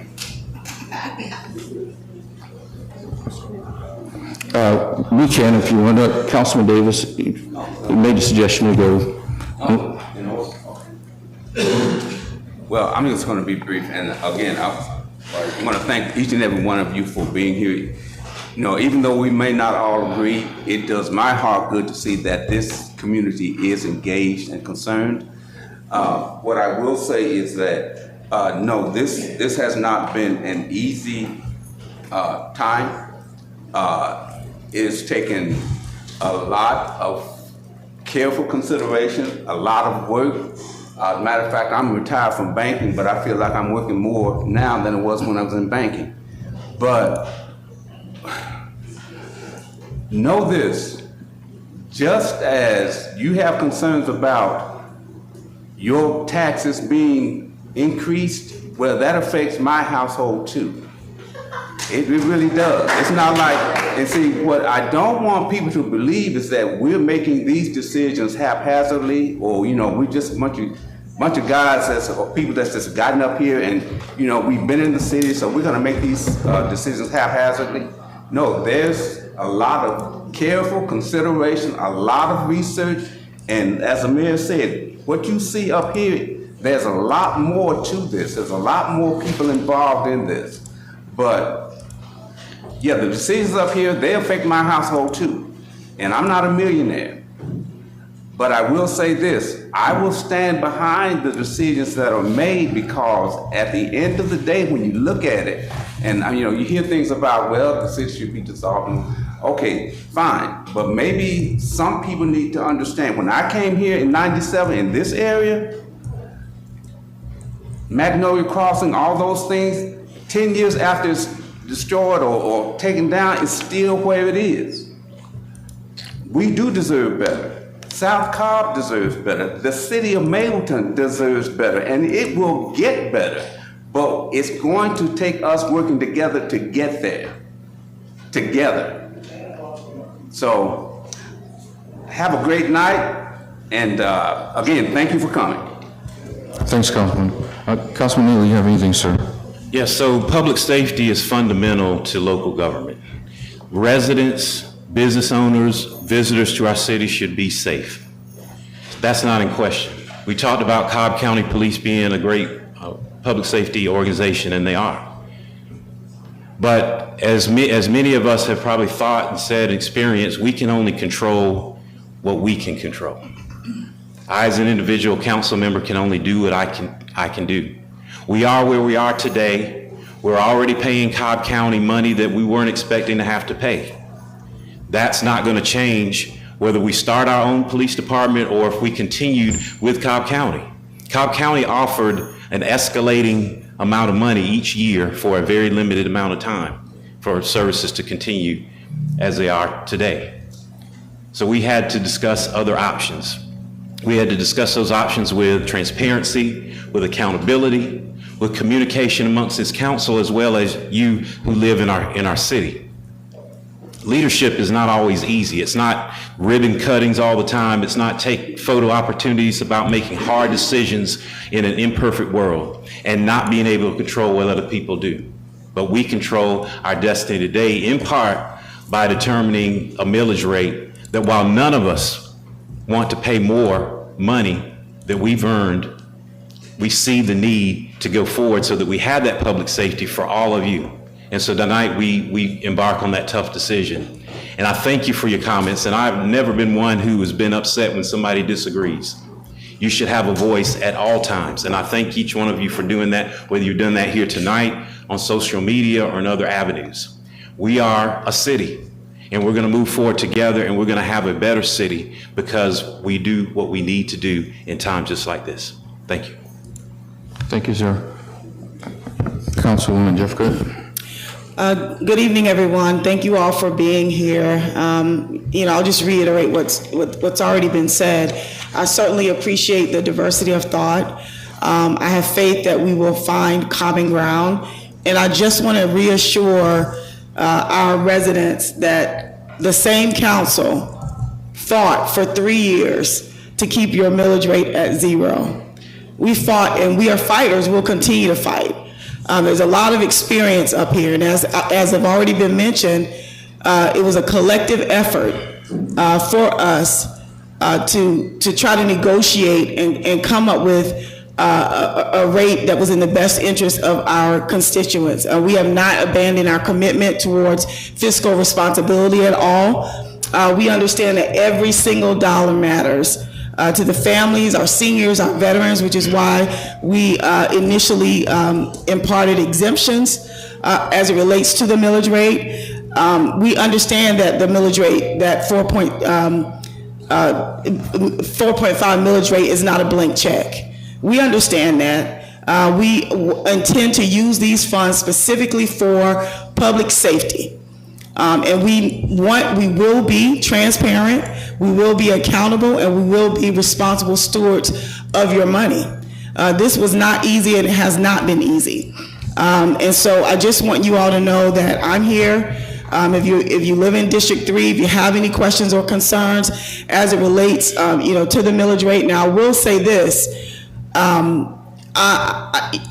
know we're the largest city in Cobb County, and every other city in Cobb County has their own police department. But I do believe that we need to make decisions that are methodical, that are data-driven. Just because we can do it doesn't mean we should do it fast. And so I believe that we need to be smart whenever we're making these decisions around moving forward with our public safety division. And again, I just thank you all for being here, and thank you all for sharing your thoughts and your concerns. Thank you. Councilwoman Brown. Good evening, everyone. First of all, I just want to thank everyone that came out, and especially those who got up to express their support or, did not express their support, and even those who were neutral. The first thing I want to express is that personally, I take this very seriously. And Mr. Glover, I remember being on your porch that hot day. And you came out, I think your wife came out first, and she got you, and even your kids came out. And we had a really robust conversation about the city. And I'll be transparent, I did vote for the city of Mableton. I've been a resident here for 24 years, and I believe that we have suffered from historic disinvestment in this part of the county, and that is a major driver for why I did support the idea of cityhood, thinking that we could take the reins in our own hands and drive our own destiny, and I still believe that. I did tell you, Mr. Glover, that there wouldn't be any taxes because I went by the data that I had, which was the feasibility study at the time, which, as we all know now, was missing a line item for police for whatever reason. I cannot answer that question, right? So I definitely will admit if I've done something or said something that was incorrect, but I will also tell you that I've spent 35 years in leadership roles in corporate America, in the military, and one of the things you have to do in leadership is be situational, meaning that you have to take the reality of what you are dealing with on the ground, and you have to figure out a way to manage through it. And that is exactly what I am doing. I believe that is what our council is doing. It is not my preference to start a police department. I'll be honest with you all. I feel like there are other things that we could be doing as a city, like driving economic development so that we are increasing revenues here. And because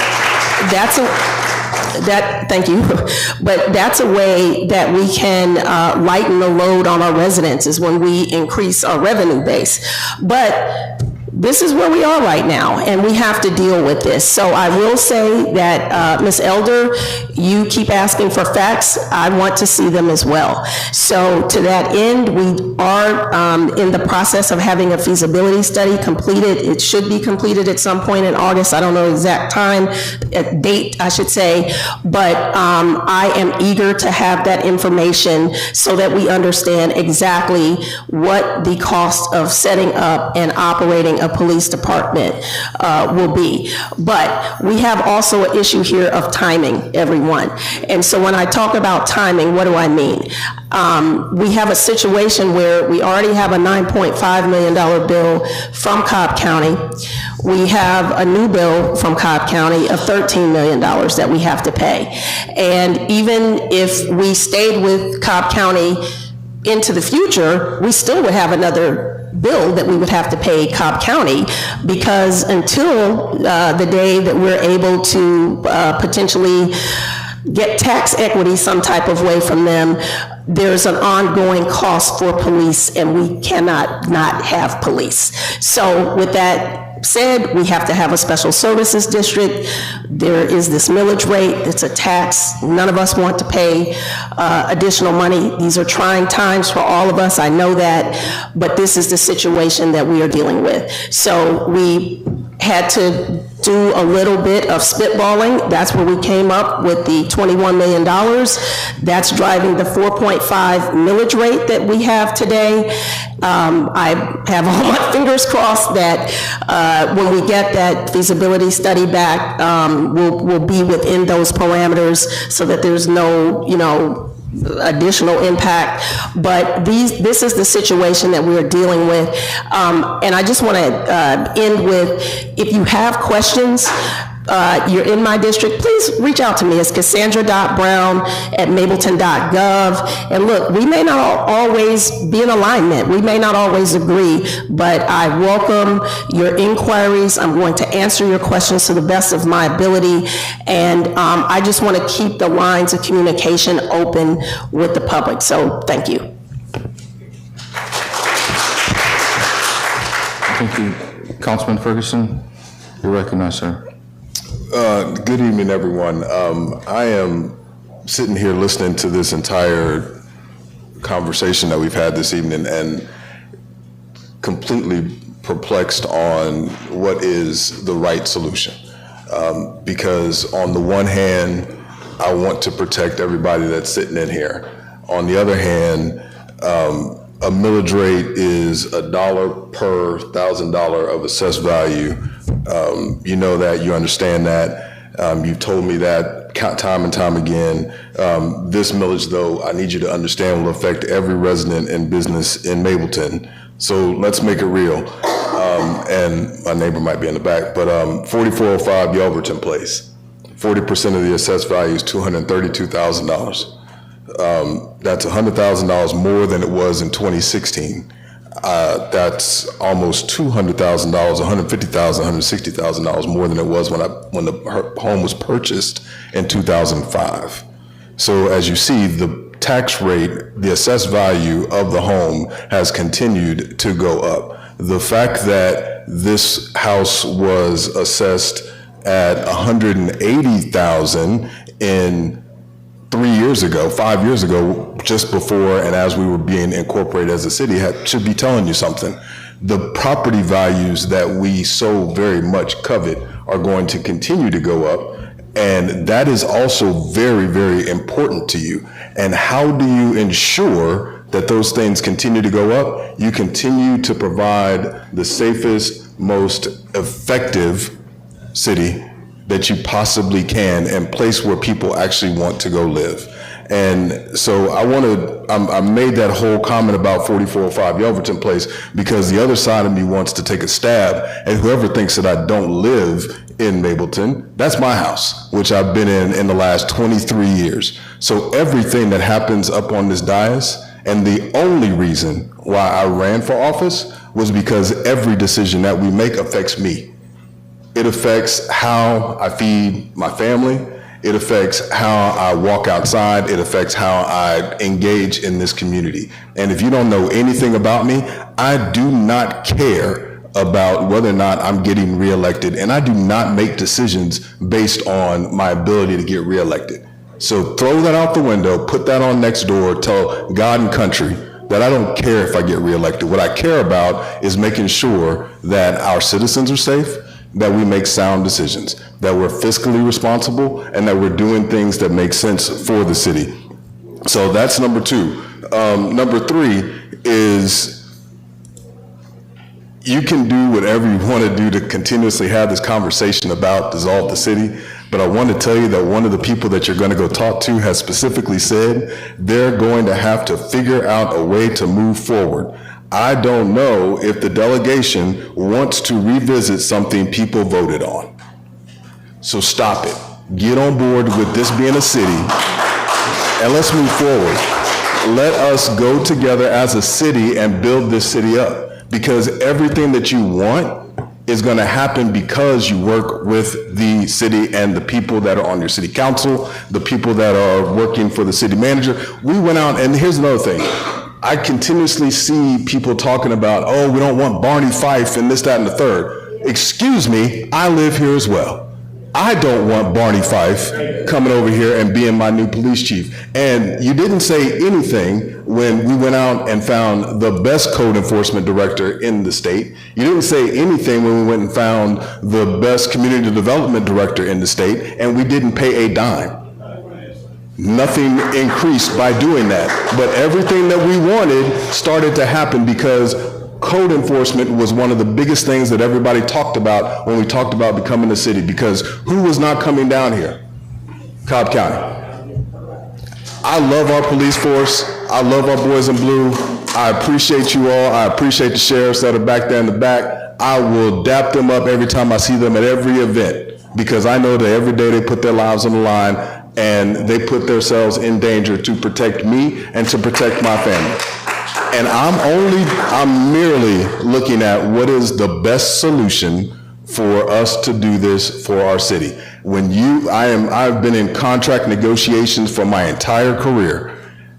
I'm a technology dude, but let's talk about contracts. And at the end of the day, if you tell me that I'm gonna give you something for the next 5 years, and after that, I don't know what you're gonna get, that's not a good contract.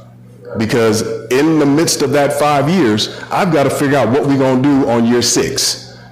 So when we were presented, and I could care less, commission, about what it is that I can and can't say. But at the end of the day, when we were given the terms and what they were looking at, no, I'm not doing that for my city. You're not going to give me a number and then continuously increase that number as we keep on going forward. And I have nothing to show for it but a shared service? No, you would look at me like I'm an idiot. Because when in 3 years, 5 years, and you could say whoever's sitting in this District 5 seat, oh, they had to do that because they had to deal with that dog on TJ Ferguson and what he did. Well, you would look at us all like we're a bunch of idiots if 5 years from now, we're in the same boat again, right? Yes. Let me answer that for you. So instead of doing that, we grab the bull by the horns. That's what you elected us to do. You elected us to lead this city and go grab the bull by the horns. I'm not going to come back to you when I go into negotiation and come and ask you, is this okay? It's not going to happen. There's laws that you need to think about, and one of the biggest laws that you need to consider is this dais has your best interest at heart. My pockets aren't getting line bust bringing in a new police force. In fact, I'm being charged for bringing in a new police force. And this whole 846 that we're talking about, yeah, at the end of the day, we're gonna go fight for that. That's a whole different conversation. That's a whole different conversation that we will get into at later dates. At a later date. I know, I'm sorry. So they shut me up because the passion is there. Like, you all don't really realize just how much passion is sitting up on this dais for the people that are sitting out there. And for us to constantly be told, and for our staff to constantly be told you all should not be here because you're not working for us, you're working for yourself, that's just it's an asinine thought process, personally. Now, I would get off of that, and at the end of the day, I want you to realize that I live here as well, and I want to do what is right for this city in every action that I take. Thank you. Thank you, Councilman.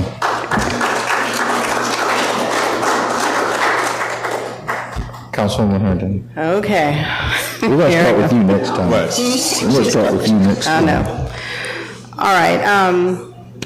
I'm so grateful to see so many of you here tonight because I've heard how, people are either on Nextdoor or they're on Facebook, and then they don't show up when the meetings are here where they can say something. So I was delighted to see so many people here.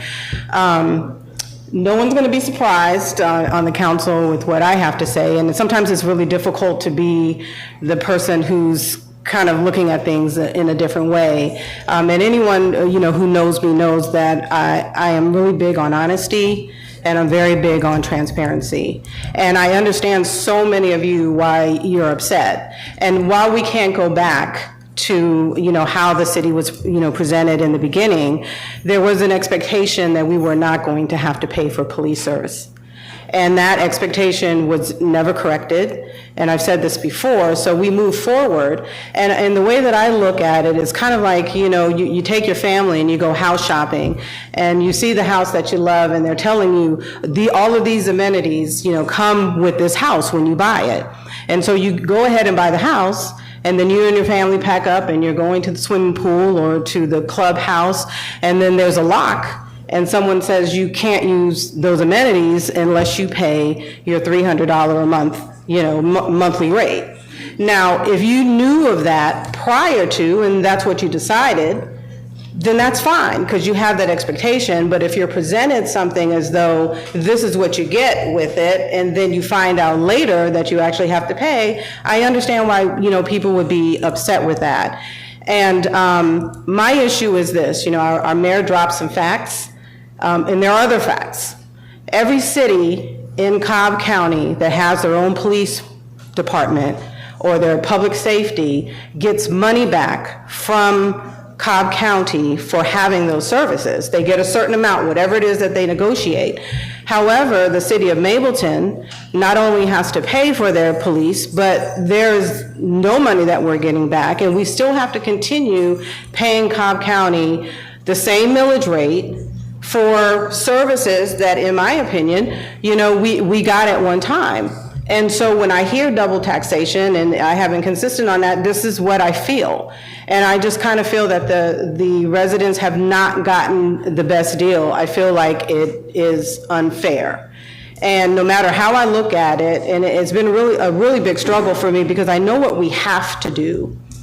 But at the same token, is it right? And is it fair to our people that we have to pay again for services that we've had all this time? And so that's where my struggle comes, and I don't agree with it. We are taking a shot in the dark at this 4.5. We do have a feasibility study that is going to come, and from what I understand, it'll be September 1st, but we don't have any idea what that number is going to come back. We don't know. So is 4.5 going to be enough? I don't know. We're taking our best guess. The other issue that I have is that Cobb County did come up with some numbers, but I haven't seen anything in writing or any numbers that shows the actual cost that the city of Mableton or the county is paying for the city of Mableton in order to have public safety or police. And I don't know, how can you bid or come up with a price on something when you don't even know what it costs? So it's just, I have some issues in the way that things are being done, and this is no fault of the council or anything. We were put in this position. And I do understand the residents when they're saying, well, they need more transparency. Residents should not find out from our Cobb County chairwoman at a press conference that we are now paying for police. That was the first time many residents heard that. That is not transparency, and I agree with the gentleman who came up and said that it's about timeliness of information. And what I do know, I think people would be a lot less angry if they're brought into the conversation early on when we were negotiating, and we could come back and say, hey, this is what Cobb is doing. And I understand there's rules, and I don't understand, though, actually, why everything has to be under cover of night, in the sense. Why can't we just be honest?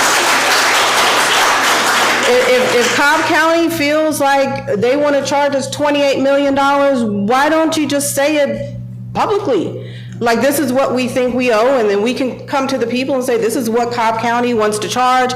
But everything is just, it feels to me so secret. And then our constituents are blindsided, and then they have 2 months to pay the blindness that has hit them. And to me, that's not fair. It's not fair at all. And while I understand in principle we have to pay, in terms of the fairness and the rightness, I think it's all wrong. So it's hard for me as a council member to vote for something that I think is all wrong and has such a negative impact on our constituents. It's hard to do that. That's just where I am. And while I recognize, and this is not to disparage the comments, so I'm not making any shots at anyone, while I do understand the $1.50 a day, there's many of us who don't sign up to those commercials because we can't afford $1.50 a day. You know, we can't look at somebody else's budget and say $50 a month is nothing. You don't know what people have to pay. You don't know what bills they have to pay. There are people who are on fixed incomes, and when we say fixed, that means they don't, thank you, it's fixed. You know, so it's just, I have a real big concern about the impact that it's gonna have on on constituents. We had someone who asked, well, what value are we going to be charged on? And according to our city attorney, because I did ask, it's not Cobb County's, you know, that lower amount on your home. No, it is the assessed value, the same value that you pay for fire, the same value that you pay for the other part. I forgot the other part, but the two higher values. That's what we are going to be taxed on. And so for some people, it is quite a big hit on their wallet. And I know it, I feel it, and I feel for you because I don't think that it's fair. I feel like we should have been given an opportunity. We may have had to transition our police at some point, but to have to do it with our backs against the wall and in such a short period of time because we're being forced into it, when we have been residents of Cobb County for years prior to incorporation, I think is a disservice to our citizens here.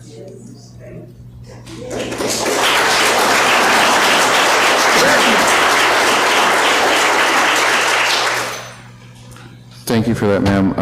Council, anybody else have anything before we move forward? I do want to make note that I did find that the information I was talking about from the Cobb County Police Department that was presented by the Public Safety Director, Michael Register, that was January 5th. That was a public meeting at Schweitzer Library, which spelled out at least their methodology on how they arrived to the dollar figure and what that was. And those dollar figures range from $18.5 million to $26.7 million over the next 8 years is what they were prescribing. So when we looked at this and to go in what a number would be, again, assuming Cobb County Police Department has been doing this, they know their numbers. We can't see their numbers. It's their own purse, but based on the information that they gave us, taking that is what that is, we've then had the ability to go back with our city manager, our finance director, and arrive at a millage which we thought would align with what Cobb County had presented to us. Again, at a public meeting, this wasn't in the dark of the night, it was an open meeting which they had presented that information. And I think once they presented information, we came back here at a council meeting and shared that information as to what that was. And it wasn't long after that, I think it was at that meeting, we talked about a special service district. So it has been over a year that we've talked about a special service district as a way to, long before a police department was mentioned, or public safety division, but as a way to pay that money even then to make sure that we could do so in a way that was transparent and that was accountable to you. So that is where that came from. Again, I'll make sure that we get that on the website so everyone can see that. Whether you agree with it or not, that's up to you. Quite frankly, you know, we've had questions about their methodology and where they went. I've presented different methodologies to the county as well about how we feel, how other jurisdictions and as well as other bodies have addressed double taxation issues in the past. We have not been silent on this issue. Because we don't sit here every meeting and talk about it, does not mean we're not discussing it, does not mean we are not continuing to look at the realities of what that is. But the bottom line is, I think I'll just sum this up, is that we have to have law enforcement services. We have to. We don't have a choice. And we can fight, we can dig in our heels, we can say no, but at the end of the day, it's not our police department. And I'm thankful for the Cobb County Police Department. I'm thankful to the elected officials and staff And even when we were at an impasse, found ways to make sure that law enforcement was still being provided. And I thank each and every one of those law enforcement officers for making sure that everyone else was still safe. But if I could be cavalier here a bit, it's easier to sit on that side of the table and say what you could or should have done. What we have to do is sit over here on this side and ensure that not for 1 second we put your life or limb of child or loved one in danger. And that is something that we have to keep paramount. So while we fight, we have to do what we have to do to make sure that public safety still is running at its absolute tip-top best performance. So we will fight. We will look for opportunities. Double taxation is still something that we continue to actively look at. But we're not going to jeopardize the safety and the protection of the residents in this city. So I hope you all do definitely understand that. With that being said, Mr. Manager, Madam Attorney, do you have anything that you want to say on this? I'm going to call the question if not. Yes, sir. Mayor, Mr. Mayor, I do want to make sure that we didn't leave any questions unanswered. I'll go very quickly. I think you've already answered why 22 million. That 22 million was a number publicized and presented by the county as what they estimated the cost of police services for this area. When you look at a similar city, the city of Marietta, they're around 22 plus million also. We're larger than Marietta. We have the largest geographical city in Cobb County and the largest population. So we only thought conservatively 22 million was a very good shot, confirming looking at the county has said it, city of Marietta. And then some of our subject matter experts predicted a little less. But it's better to make sure that we don't ever have to come back and ask for. I'm like you, I would never want to put the council in a position where we didn't get it right the first time. So we decided that 22 million was a good target. The 22 million is what drives the 4.5. When you look at a millage rate, I think there was a question, why not 2.9 instead of 4.5? Well, that 2.9 is based on Gwinnett's tax digest. Gwinnett has a different value of property, and so you take the 2.9 multiplied by their value of property, you come out with a certain number.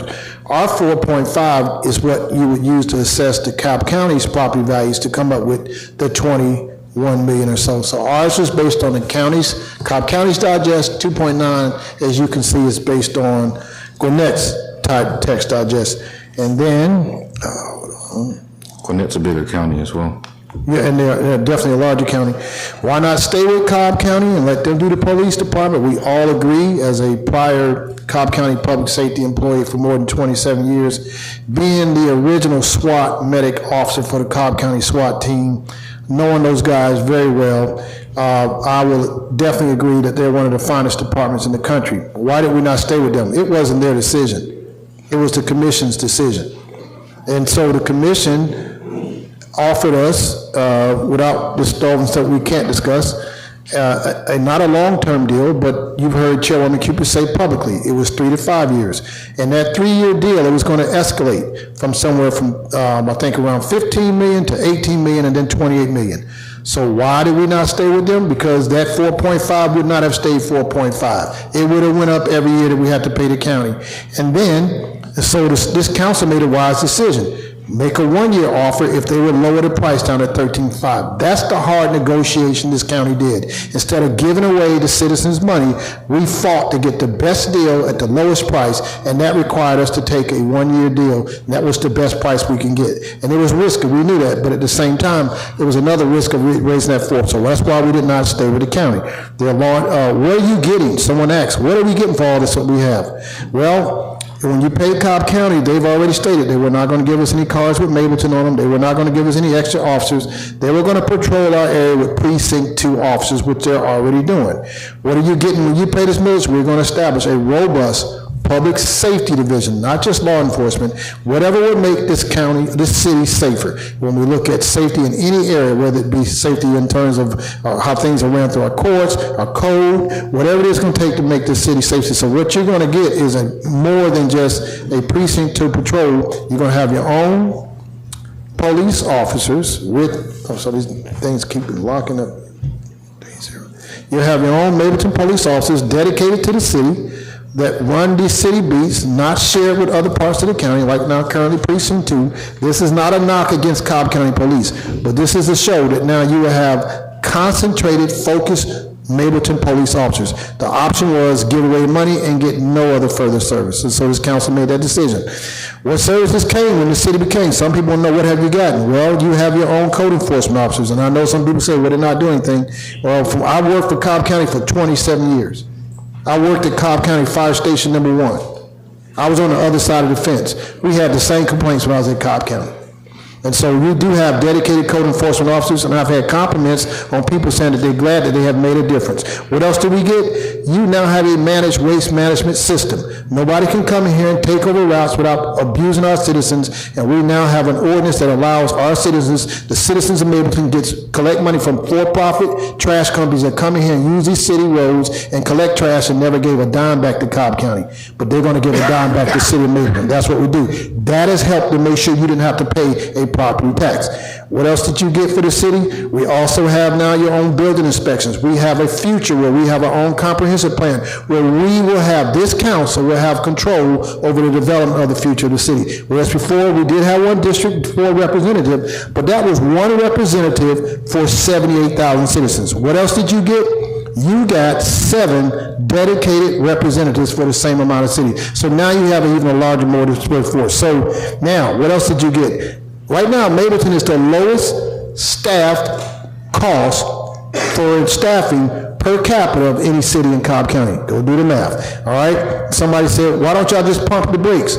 Pumping the brakes would have reached that 4.5 up to about 6.5 next year and about 8.5 a year. If we pump the brakes now, the county was very strategic. If they wanted to do a long-term deal for free, they would have gave it to us, but they made sure that we weren't going to stay on their payrolls, and so they escalated the price.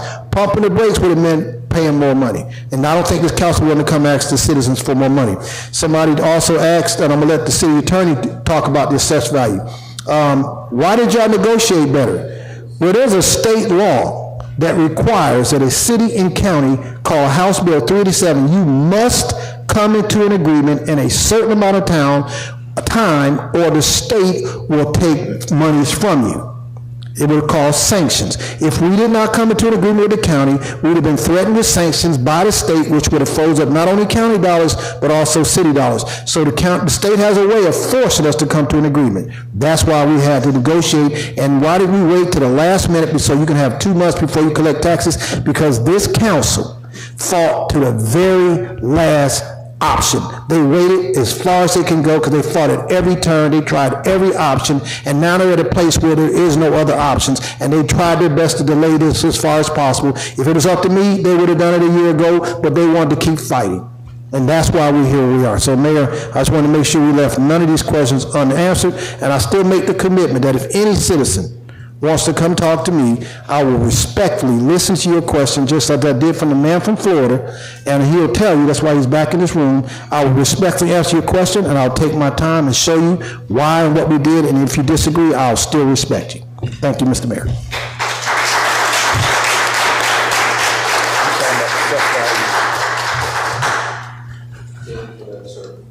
Thank you for that, sir. At this point in time, council, we have gone through the public hearing. We've heard the second changes to the second read. We've been able to diligently hear from each of you as well as the staff and our attorney. At this point in time, I'm going to go ahead and call the question on this. At this point in time, I'd like to entertain a motion to approve an ordinance setting the millage rate for the public safety service district.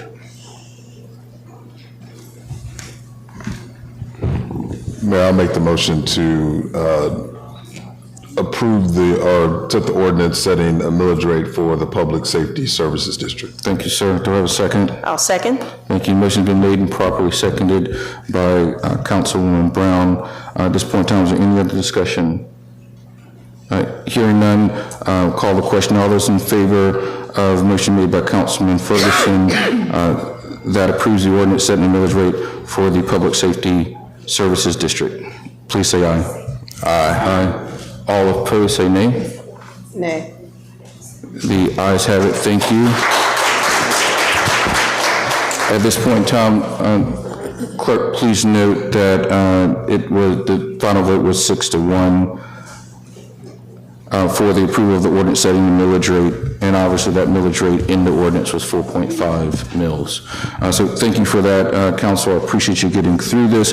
Thank you to the members of our staff and the public for this process that we started about 7 or 8 months ago specifically for this. At this point in time, we're going to take us to item 7. Item 7 is our public comment section for the evening. Again, as every meeting, we make sure we have a public comment. So if you have filled out a public comment card, Madam Deputy Clerk, as I'm aware, there are public comment cards is for this evening. Yes, sir. I have 5 of them. And I will read. The first name is Brian Moore, and then he will be followed by Bryce Lingeter.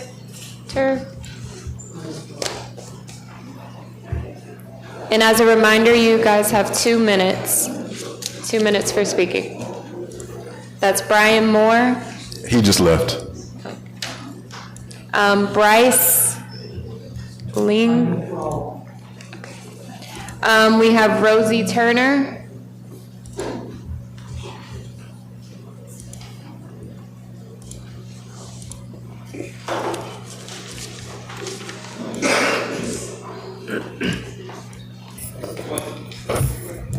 Hello to everyone. My name is Rosie Turner, and I am here to just make an acknowledgement tonight. I had heard that the council was not going to meet in the month of July. And I was like, praise God, they need a break.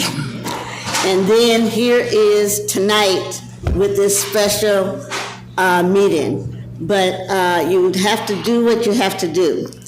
And I know a lot of you as council people have signed up thinking this was a part-time job.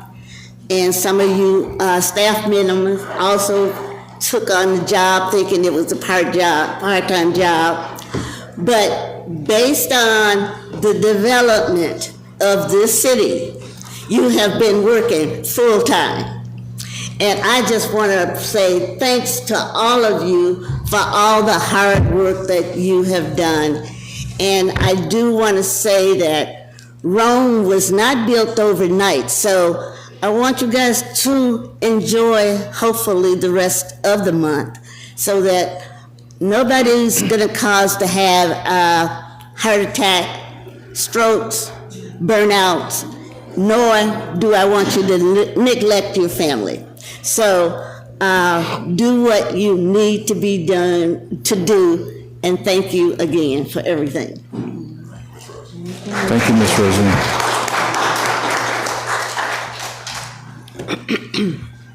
Next, we have Joyce Steele, and to follow will be Denny Wilson, and that is our last public comment card.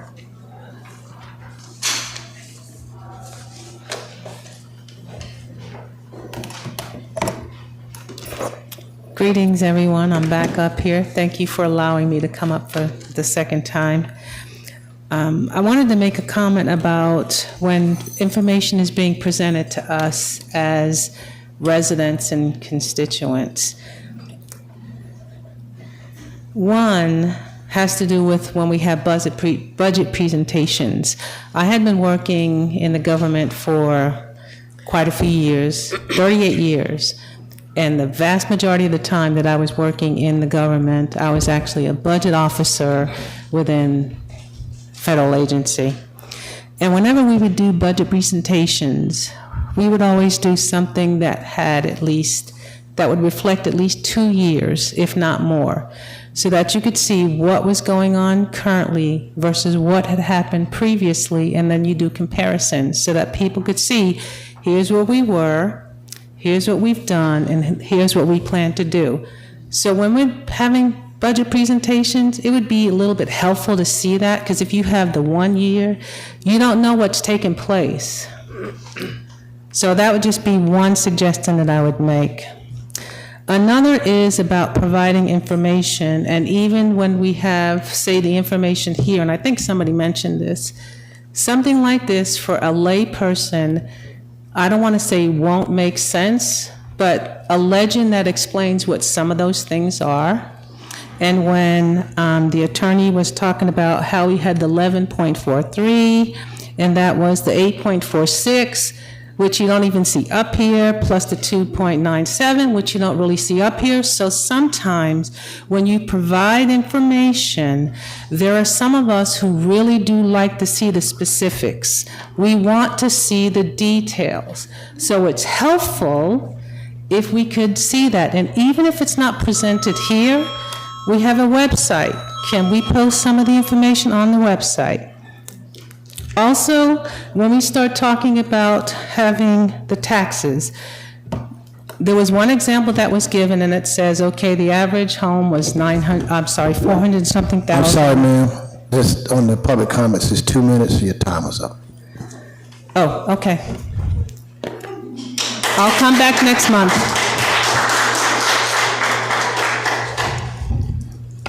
Last speaker is Ms. Denny Wilson.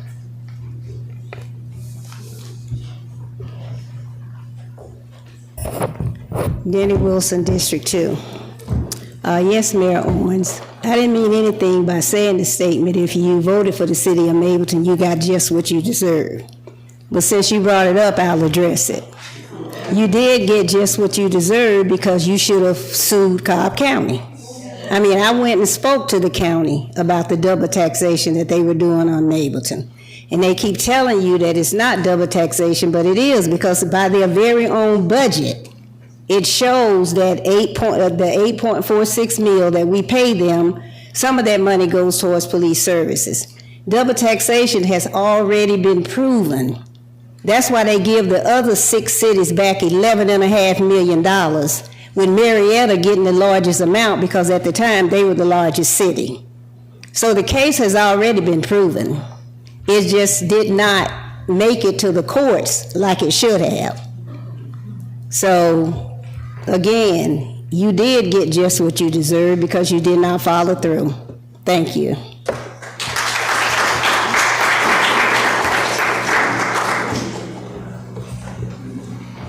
Any other cards? No other cards? That was the last comment. Thank you. Oh, would you like to speak, sir? Yes. Okay, please come to the podium.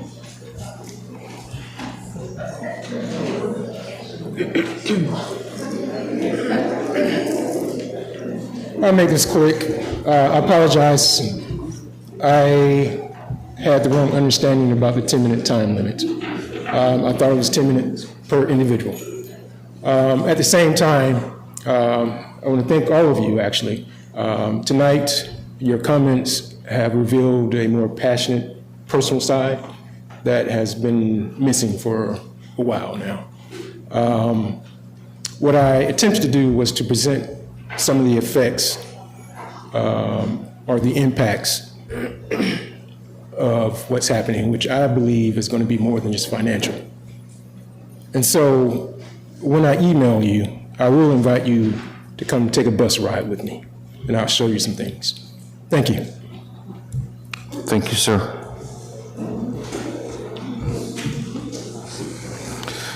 All right, with that, we're going to close public comment, but prior to that, I do want to acknowledge that we have our state representative, Terry Cummings, that is here with us this evening.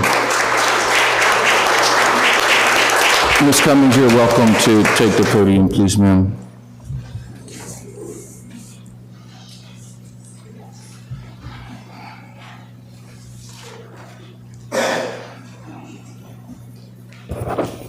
Good evening, everyone. I don't have any prepared remarks for this evening. I will say I am the only state representative or senator, for that matter, that actually lives in Mableton. So whatever is decided by the city council impacts me and my family directly also. I want to thank the city council for the work that you've been doing on this issue, because I know it has not been easy. You know, I hear things, I'm talking to people like everybody else, and I know that we have been put in a very difficult position by Cobb County. I pretty much agree with everything Deborah said, and really most of you, to be frank. I'm not happy about the situation. I myself was not expecting police services Not anytime soon, certainly not this soon, but at the same time, to sit and to have my taxes go up indiscriminately, and I'm still not sure what I'm paying for, what I wasn't paying for before, doesn't make sense, I don't think, to anybody in this room. So we're at where we're at, as Councilmember, sorry for you by the first names, as Councilmember Brown would say, situational. This is where we're at. We have to have police. As far as dissolving the city, I can tell you I have no plans on moving in that direction, and neither does any other member of the Cobb legislative delegation. And we're the ones that would have to do it. But my door is open to anybody. If you have concerns, please reach out to me. Please contact me. I will say, I don't think Ms. Wilson was totally off point when she was talking about considering further action, because personally, I don't think that is fair. I've had it explained to me, and I'm an attorney also. I graduated from Georgetown Law Center, and I still cannot wrap my head around the double taxation, and I have tried. And when I tell you I have spoken to people at the state level, I've spoken to people at the city level, I've spoken to people at the county level. And to me, it doesn't make sense to me personally. And when I look at how other counties have approached this, particularly Gwinnett, which was used as an example this evening, I think maybe a little bit more should have been said about how Gwinnett is set up, because it's totally different than Cobb County. And the other counties are kind of set up, but at least you see what you're getting and what you're paying for. I don't necessarily have a problem paying. I just want to know what I'm paying for. You know, if I have to find extra money, because I want to be safe, I expect to be safe. I expect everybody in the city of Mableton and Cobb County, for that matter, to be safe. And I've been one of the people that even gave an award to the Cobb County Police Department, because they are excellent in what they do. They are excellent. They are phenomenal. At the same time, to have to pay twice for the same thing, like I said, as a resident here, and as someone who is just trying, and I'm still trying, and maybe somebody will see this and come explain it to me in plain English, and I'll understand it. I'm still trying to understand it. But I want you guys to keep working on this issue. I don't think that it's a dead issue by any means. I encourage you and I implore you to keep looking for other avenues to resolve this issue. But I have faith in every single one of you. You guys were elected. You guys have been doing a tremendous job. I know it's not easy, and I just want you to keep at it, and don't give up on us, because we will not give up on you. Thank you.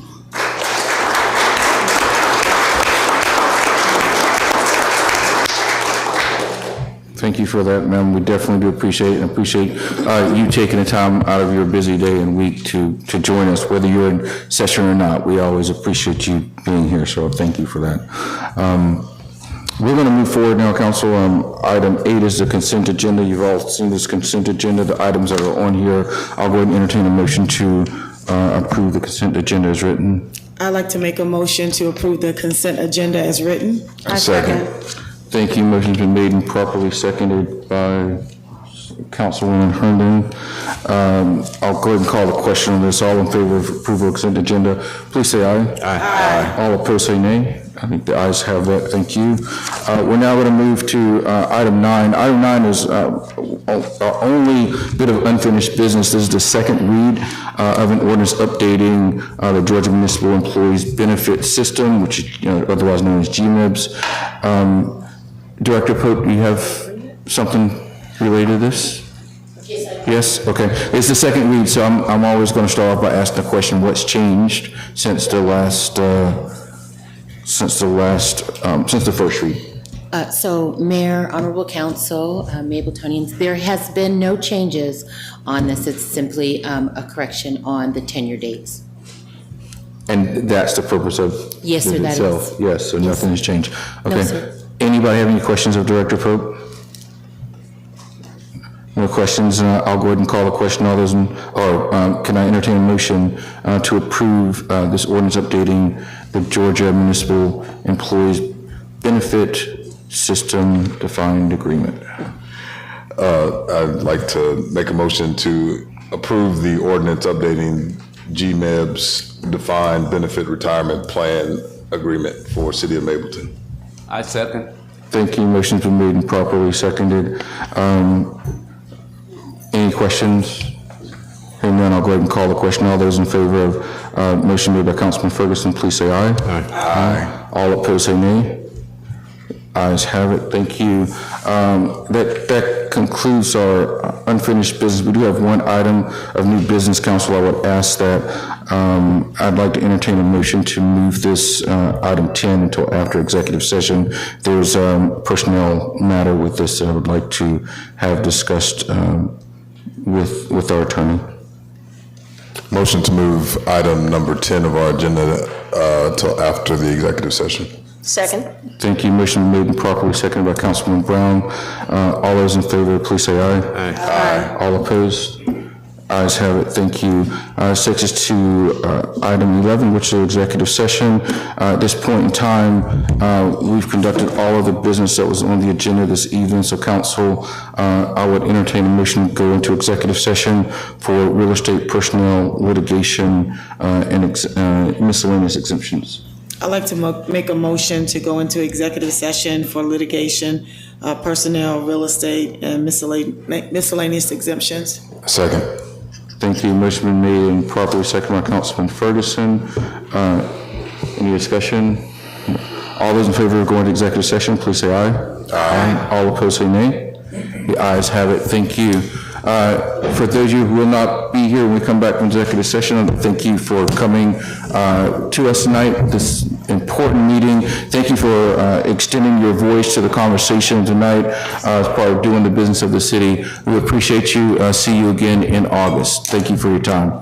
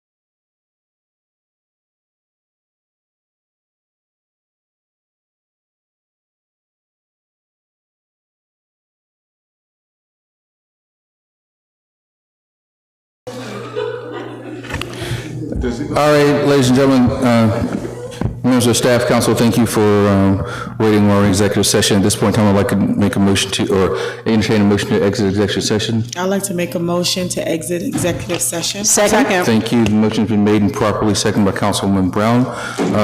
All in favor of exiting executive session, please say aye. Aye. All opposed, say nay.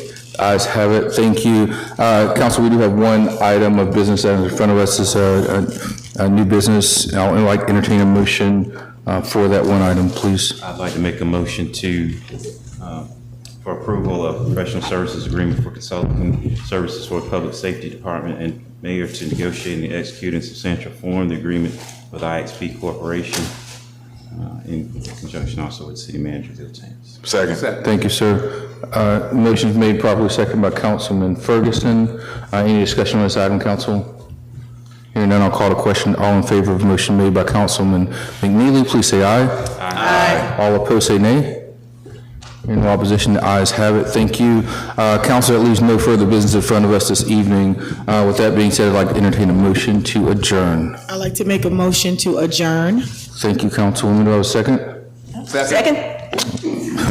Motion's properly seconded by Councilman McNeely. All in favor of adjourning, please say aye. Aye. All opposed? Hearing no opposition, ladies and gentlemen, we stand adjourned. Thank you. I appreciate you guys. Have a great night.